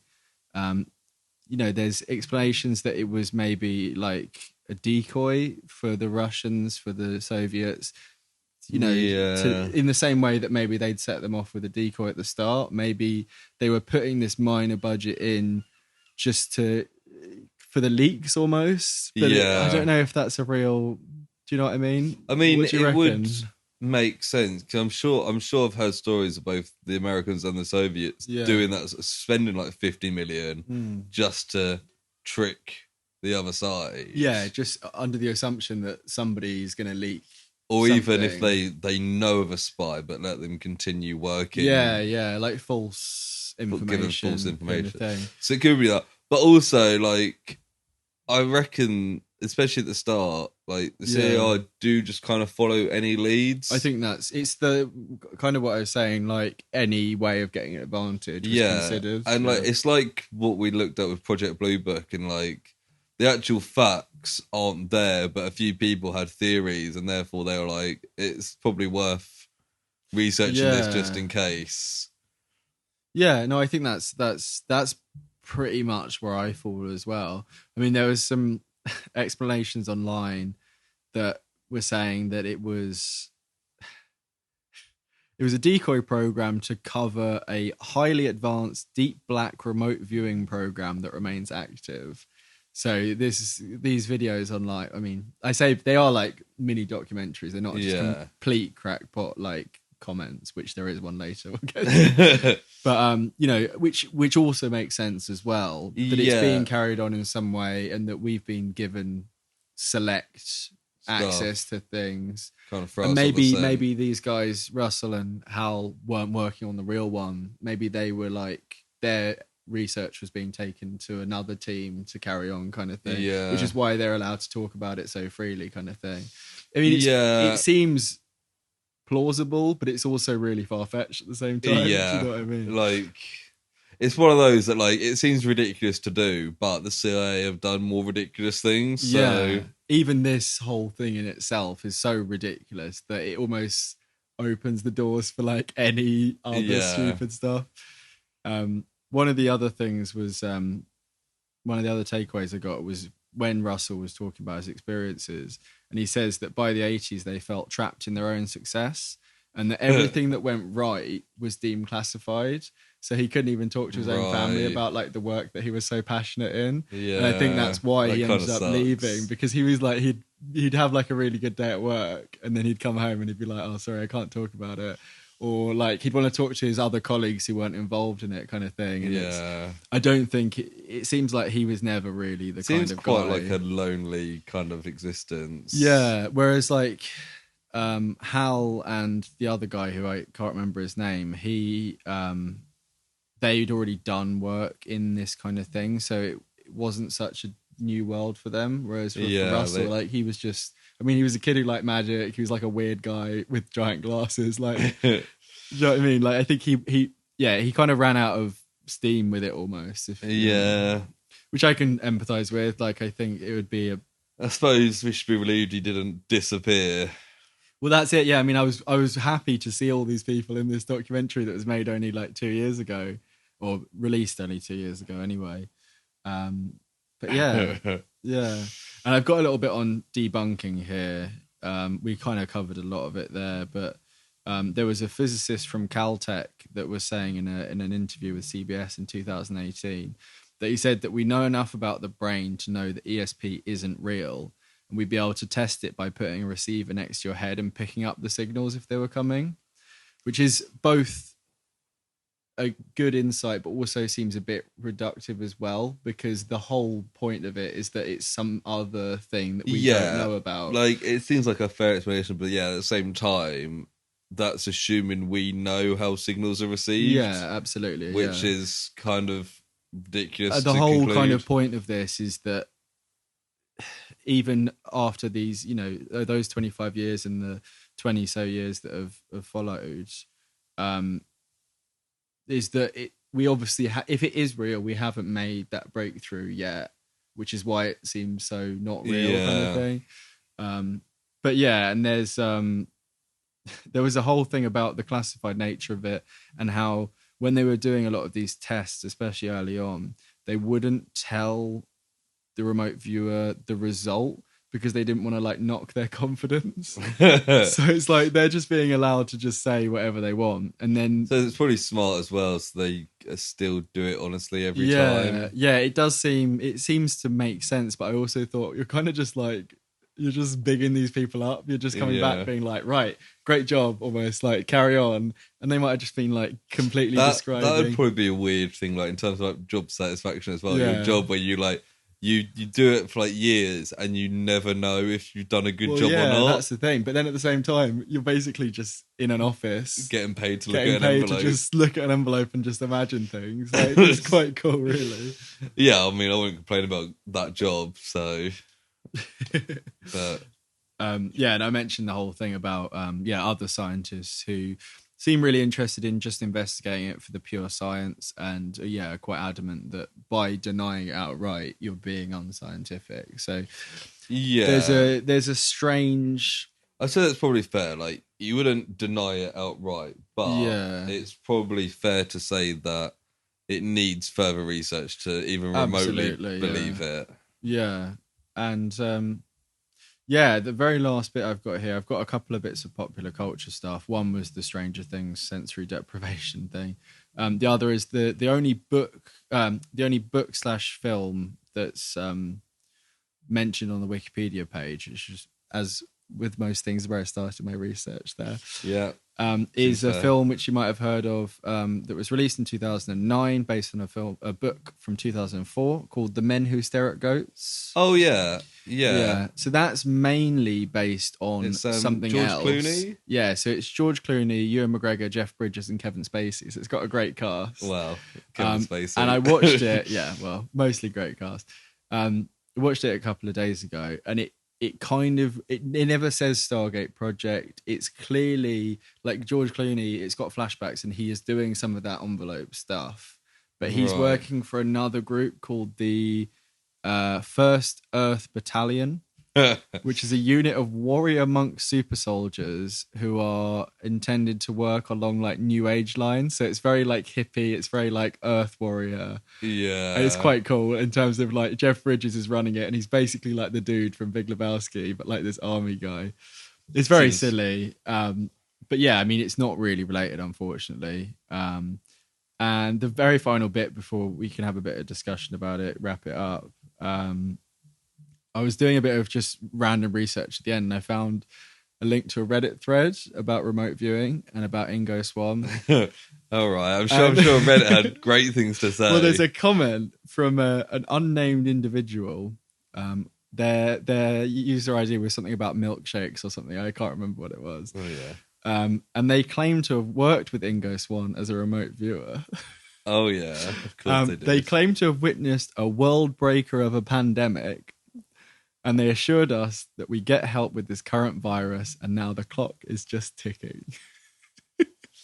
And I thought that could be literally anyone. When was this thread? This was a year ago. So it was after COVID. Yeah, so and nobody's ever lied on Reddit. I know. And I just thought, well, I might as well just, make a note about it. And then obviously all the comments are people like, wow, you work with Ingo Swann. Can you tell me what he's like? And they're like, oh no, I couldn't possibly. It's like very Uri Geller. Like, I just thought, maybe it was Uri Geller. Oh man, it could well be. No, Uri Geller's Reddit username would definitely be Uri Geller. Official Uri Geller, something like that. He's probably done an AMA or something at some point. I'm sure he has. I mean, he'd be quite a good one. I mean, kind of covered him a lot here, but if there was a project around him specifically, it'd be quite a good person to do a little report on. Unfortunately, I don't think there is. Project Uri Geller. But yeah, I mean, that's pretty much what I've got here. I can go over the various names just as we finish up. You can see what you think there. Yeah. But what do you got anything to say? I mean, it's just like it's obviously fairly ridiculous, even though like these guys seem great. Yeah. But it's one of those things that, like, of course the CIA funded this for like a long, long time. Yeah, it's not. It's it almost gets less surprising as you know more about it. You know? Yeah. Apart from the Mars mission thing, which is like so out there. That might be my favourite part, because also, why do they care what Mars looked like a million years ago? And it's that extra thread that it was supposedly like an army guy who he won't name, like got involved to ask about it. It's like, it's very strange. Actually, that was one of the things in this Reddit thread, the thread in the comments or whatever. People were asking about like bases on the moon, and this person was like trying to confirm stuff, and it's like, it's all to do with the state, like the moon being a staging ground for ancient Martians coming to Earth or something like that. And I was just like, well, I'm not going to get too far into this because it's going to distract me from the rest of it. But yeah. People love their ancient Martians. I mean, it is interesting, but yeah, it's very ridiculous. I've got this list here, so they're not in order for some reason. I don't know why that is, but we've got Gondola Wish, we've got Stargate, Grill Flame, Center Lane. This is one that I didn't mention. Project CF. Oh, boring. Sunstreak and Scanate. I think my favourite is Gondola Wind. Yeah. Wish. Wish even.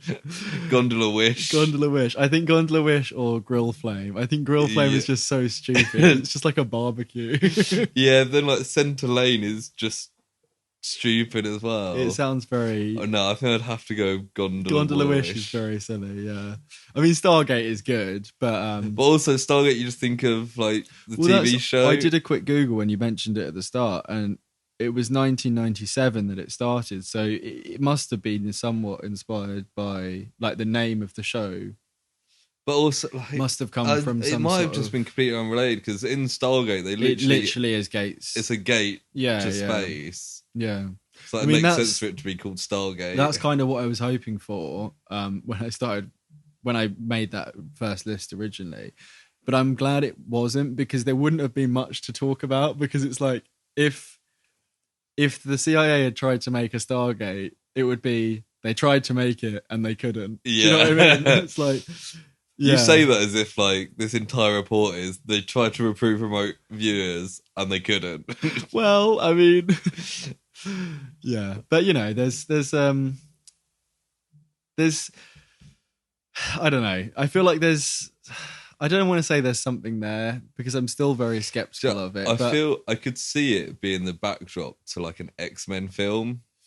Yes. I mean, yeah, you know what? I'm surprised that they didn't, in like X-Men First Class, would be, what was the next one? Days of Future Past. Yeah. Days of Future Past in the 70s. I'm surprised there isn't some reference to like SRI or something. Yeah. Like, over in Stanford Institute. It could be like, maybe there's some guy that doesn't know he's a mutant who gets caught up in it, has psychic powers, and then it turns out like Professor X turns up is like, You're a mutant. I mean, but that's... What did he say? You're a mutant. You're a mutant. That's basically Professor X's powers, isn't it? Yeah, it is basically. And it's... But without them... So although some of them claim to have mind-reading powers, the extent of that is like, I'm holding an image in my head, what is it? And they draw like something similar kind of thing. It's not... Yeah. It's not ever... What am I thinking about It's not ever... now? Yeah. I mean... Anything like that is all it's normally like some sort of, you know, like a Darren Brown thing where they, what do you call it, like they trick people. Yeah. like a trick. You know what I mean? There's a word for it where it's unfortunate that the listeners missed your hand movements building up to that. Waggling my hands around trying to think of the word. You know, like a con artist kind of thing, basically. Yeah, he called Darren Brown a con artist. I mean, he's very entertaining, but he's clearly not actually... My favourite Darren Brown magic trick was him shutting himself in a box on Tower Bridge, and he just stayed in a box, and then people were just like... No, that's not him. That was the other guy, wasn't it? Was that not Darren Brown? What's the American guy called? Darren Brown's done so... I don't know, yeah. Was it not Darren Brown that put himself in the box? No, what would they had like McDonald's in front of him? Yeah. That was the other guy. That was the guy who... what's he called? What did Darren Brown do? Shuts himself in box. David Blaine. David Blaine. Yeah. Oh yeah, he's even worse. I spent 7 days underwater. Come on, mate. No, you didn't. I'm not going to watch that now. Yeah. So what else have I got here? Yeah, I mean, basically every different department, CIA, DIA, Joint Chiefs of Staff, Secret Service, NSA, DEA, they all use some sort of version of it at some point. Acronyms in America, don't they? It's insane because they all seem to like hate each other as well. The different FBI and CIA have got this whole thing, but yeah, so they all used it at different times. So it was, as we said, it was a really big thing. And the last little bit of trivia type stuff. Yeah, in this documentary, there was a bit filmed. It was some point in the 2010s, but I couldn't really tell. So probably like 2017, 18, based on when it came out. And Russell Targ participates in this remote viewing conference. Oh, yeah. So it's all these people who really want to do remote viewing. And there's like 50 people in the audience. And he's just there almost doing like a guided meditation. He's like super old and he's just like describing this place where somebody is out. Two people are out at the moment. And apparently 80% of the audience got it right. Oh, really? And they show like 4 people who are like elated that they got it right. And it's like some people clearly did, but 80% of 50-ish people. Do you know what? Like, it would be great. Like if I was like told now, like, oh, do you want to take part in this remote viewing experiment? Totally, yeah. I'd be like 100%. Yeah. Because like even though like I'm skeptical, imagine if you then came out as one of the people that like thought they could do it. It'd be like, that's what holy shit. I think this whole idea that it's not like a mutant ability. It's supposed to be something that anyone can do. Yeah, is what makes it more appealing almost. And it's like it's like the people's superpower. It's like it's an untapped thing. I think it's almost also like down that we don't use 100% of our brains. Kind of. Yeah, absolutely. Thinking. Yeah, they never mention any of that in it, and that's one thing that's a bit strange. And it might be because they're physicists rather than biologists or chemists, but they don't ever in anything that I saw talk about what's actually causing it. They don't talk about the biology of anything, which seems strange, and I hadn't really thought about it till now. And maybe it's because there's no evidence of any of that. Yeah. Because as the person, the scientist I mentioned earlier, Sean Carroll from Caltech, who said in 2018 about we know enough about the brain. Like, he's absolutely right in that sense. Like, we know, we don't know everything about the brain, but we know that it's not like, from what we can tell, shooting signals out and stuff. Yeah. Do you know what I mean? Like, we've got to a point where we've got a pretty good idea and about how the brain works. Yeah, which is kind of the opposite of what we were saying earlier. But, we're somewhere in the middle of those two there. But yeah, I think that's pretty much all I've got there. So nice. Yeah. Anything you want to add at all on that? No, it's definitely an interesting story. Far more like recent than I would have guessed. Yeah. And part of me feels like a future potential episode on Project Blue Book would hit the same kind of story beats. I think so, yeah. I'm hoping. I mean, I can't remember his name now, but the guy that Aidan Gillen played in Project Blue Book. Hynek. Yeah. J.L. Hynek. Yeah. He seems like maybe he'd be a bit of like a similar character to these guys. Yeah. I mean, the only problem is that he's dead, and you said there wasn't much recording of him and stuff. Yeah. So that was one of the things that made this, the human aspects of this much easier to research, because I could literally watch them all as old men talking to each other and get like a good impression of what they were like and stuff. Yeah, it has made me want to watch those kind of videos and stuff, even though you've basically told me all the important stuff. But yeah, I mean, just putting a visual to some of it as well, like even the stuff with Uri Geller, where it's just like they're all quite young and it's very 70s. Like, they're all just quite interesting viewing, even just like for the aesthetic appeal of just these like scientists. Like, it's very filmic. It like feels like something that should be in a film, even though it's quite like mundane and they're quite chill. And do you know what I mean? Like, it seems like an untapped thing. You said about film at the start. Can you see it forming into a film? I could see it being like a backdrop for something like maybe not an X-Men thing, but like I think to make it into a film, something dramatic would have to happen. Yeah. Like maybe if it's just like a Soviet spy type thing. Yeah, so maybe like what amongst the team, either one of those two or someone else is like a spy, or maybe a remote viewer sees something that's going to cause imminent danger, and then it's a race against the clock to go stop this thing. Yeah. Like you could do something with. I mean, I'm not like a Hollywood film writer, so I'm sure other people have better ideas. But I could see something coming from this. You've just reminded me, it's like when you said about going out on the mission. There was an event in 1974. I don't know how much you know about Patty Hearst. She was like, I think she was an author. Maybe she wasn't an author. She was an actress or something at the time who got kidnapped by the some sort of, they're called the Symbionese Liberation Party. I don't know, some sort of political group anyway. And she was seen like robbing banks and stuff. So it was like this big media thing in America. I don't know too much about it, but they got involved, the remote viewing guys. And at one point, Russell and Hal like were out in the field with this guy, and he like gave Russell like a gun and was like, "Do you know how to use this?" And they were like approaching a building, and it turned out it was the wrong building. And they never were involved in the final thing, but they were looking in the right area. So it's one of those ones where it's like close but no cigar. And Russell seemed like really excited when he was talking about it, like he was like finally going to get to do some like action stuff. So you could maybe put that into the film, maybe expand that into more of a mission type thing. Maybe change it to a Soviet thing instead. You'd get like a Jake Gyllenhaal or someone to be the remote viewer, who then would, or Joseph Gordon-Levitt, who then goes out on the scene.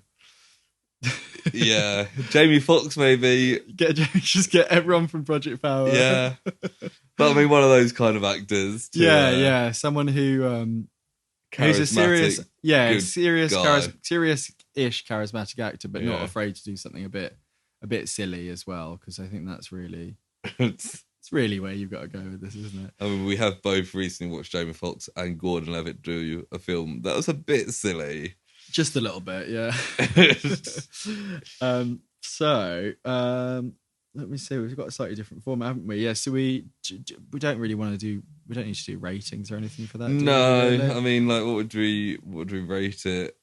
Like, because, like, I mean, there's certain things you could rate it on, like believability and stuff, but other projects might not. Well, that's the thing. I don't think. Yeah, I think we've kind of done our conclusions and stuff. Yeah, haven't we, really. So should we just move on to personal projects? Sounds good. Yeah, cool. So, I'll let you have a little bit of a chance to talk, Lewis.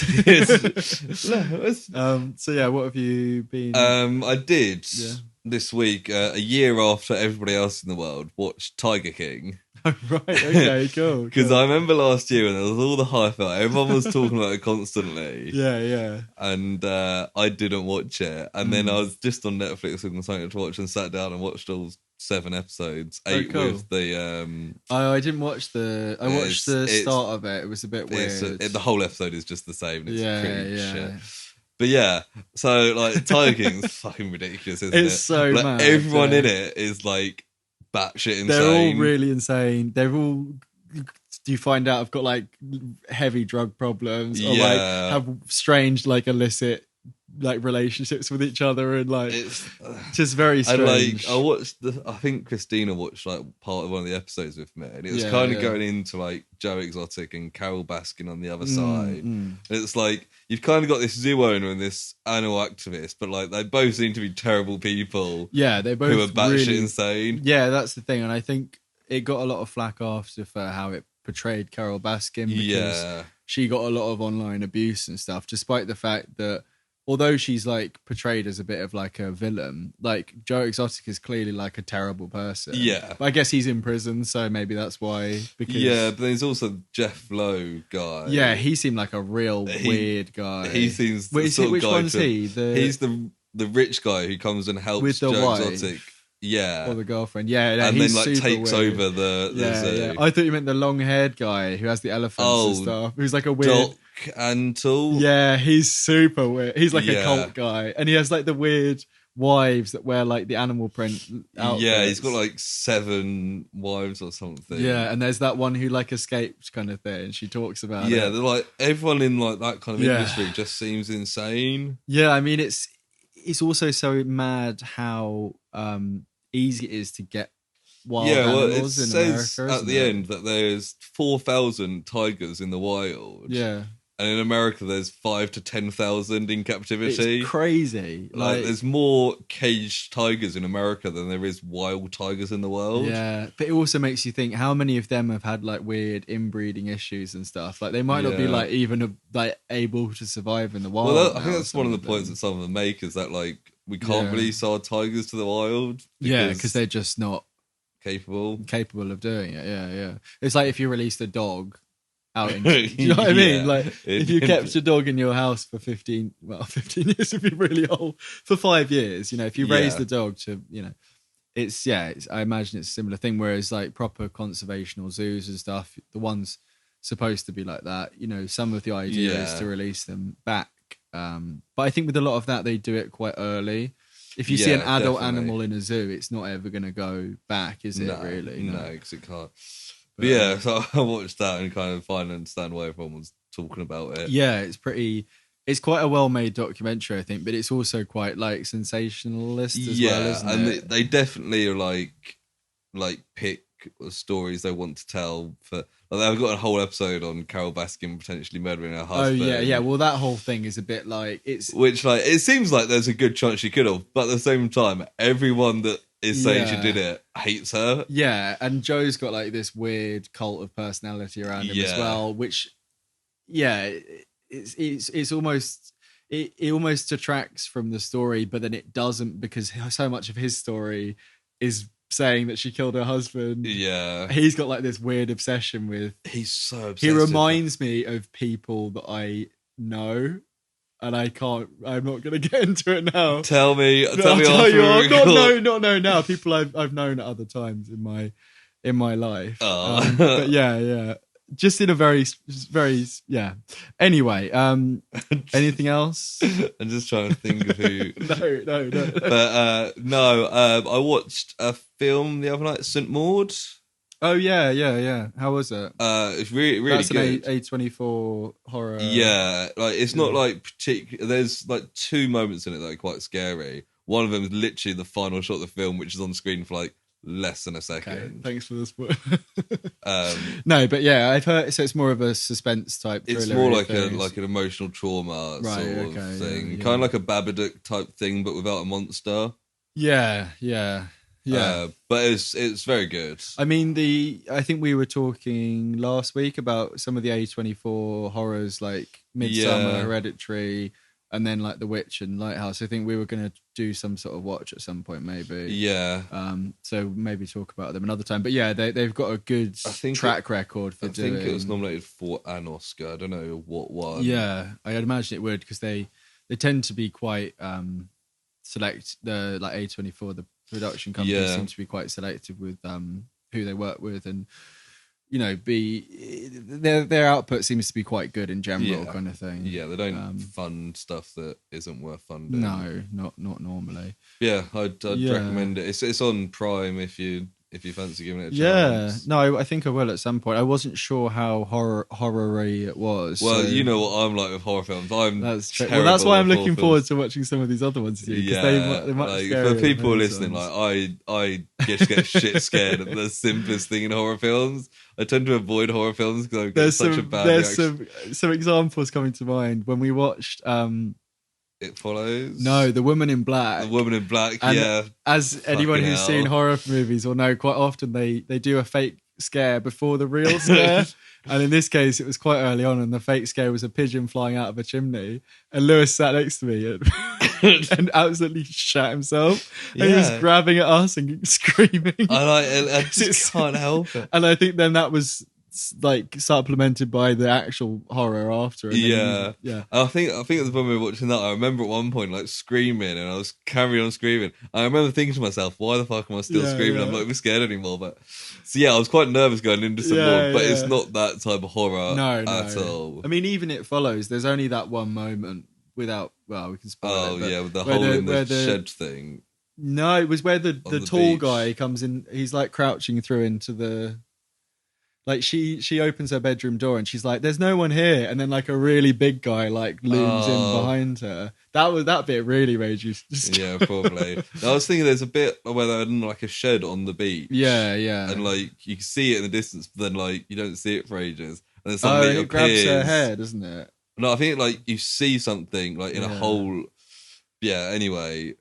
There's only one bit that kind of really made me jump. Yeah. Okay, cool. No, I'll watch it at some point. I mean, I've been spending a lot of time doing stuff for this, to be honest. Yeah. That Third Eye Spies film is an hour and 55 minutes long, so it's really... Jesus. So I watched that over... So have you just been watching documentaries? And we watched Men Who Stare at Goats. That's a bit of a break, I guess. Yeah, that's kind of why I suggested it. I honestly don't know what else I've been watching. I don't think too much. Oh, I don't know if I mentioned the Fear Street films on here, but I mentioned it to you off mic, definitely. The third one came out of them. They're not super scary because they're based on R.L. Stine books, but like young adult ones, so goaded goosebumps. But I think they've changed the plot and stuff. But after we talked about them, whenever we did, then they kept recommended on Netflix, and I was like, oh, maybe the third one's come out, and the second one is, so it's 1994, and then there's 1978, and then there's 1666. When they're set. That's when they're set, yeah. And the middle one is the most like, it's kind of like not like a parody, but like a copy of like a Friday the 13th or like a... Yeah. So that's the most like straight one, I would say. Whereas the first one has different elements and then the last one, yeah. But yeah, they're only about, maximum an hour and 42 hours each. So it's a good little trilogy to work your way through at some point. Yeah, I might do something. I was thinking about modern as well. St. Morgan's, way to go back to it. It's only like 85 minutes. And I was like, that's perfect. Excellent. I love a short film. Right? We talked before about how like a film over a certain length, I just have this like hesitance to start it because I feel like I'm spending too much time. I still haven't watched The Irishman because it's... I haven't watched Once Upon a Time in Hollywood because it's 2 hours 40. I haven't watched the Justice League Snyder cut over. Yeah, no, like, we were going to watch that one. These films that I've been like intending to watch for ages, but I look at it and I'm like, nah. And then I'll watch like 5 half-an-hour. Yeah. I'll watch like 5 episodes of Friends. Tiger King is like 40 minutes each episode. Yeah, exactly. But there's something about it being like segmented and chunked down. I even get it when I'm palatable. like, I can't commit to a half-hour Netflix show, so I'll watch like 5 YouTube videos. Yeah, I think there's definitely some condition there. Yeah, I'll get to the point where I can't watch Reddit videos, YouTube videos, and I'll just be watching TikToks. But yeah, that's another thing. I can imagine people who spend a lot of time watching stuff like TikToks might find it even harder to commit to a long film. It's the modern ways. Yeah, those damn Gen Zers. Yeah. Well, on that nice note, hello to all the Zoomers out there. No, I think we'll wrap things up. Shall we, Lewis? Yeah. Sounds good. So if you want to reach us on social media at all or email, our email is theprojectprojectpod@gmail.com. Our Facebook and Instagram are theprojectprojectpod, and our Twitter is @thatprojectpod. So thanks for listening. Not actually much longer than some of our normal episodes. That worked out quite well, maybe even shorter.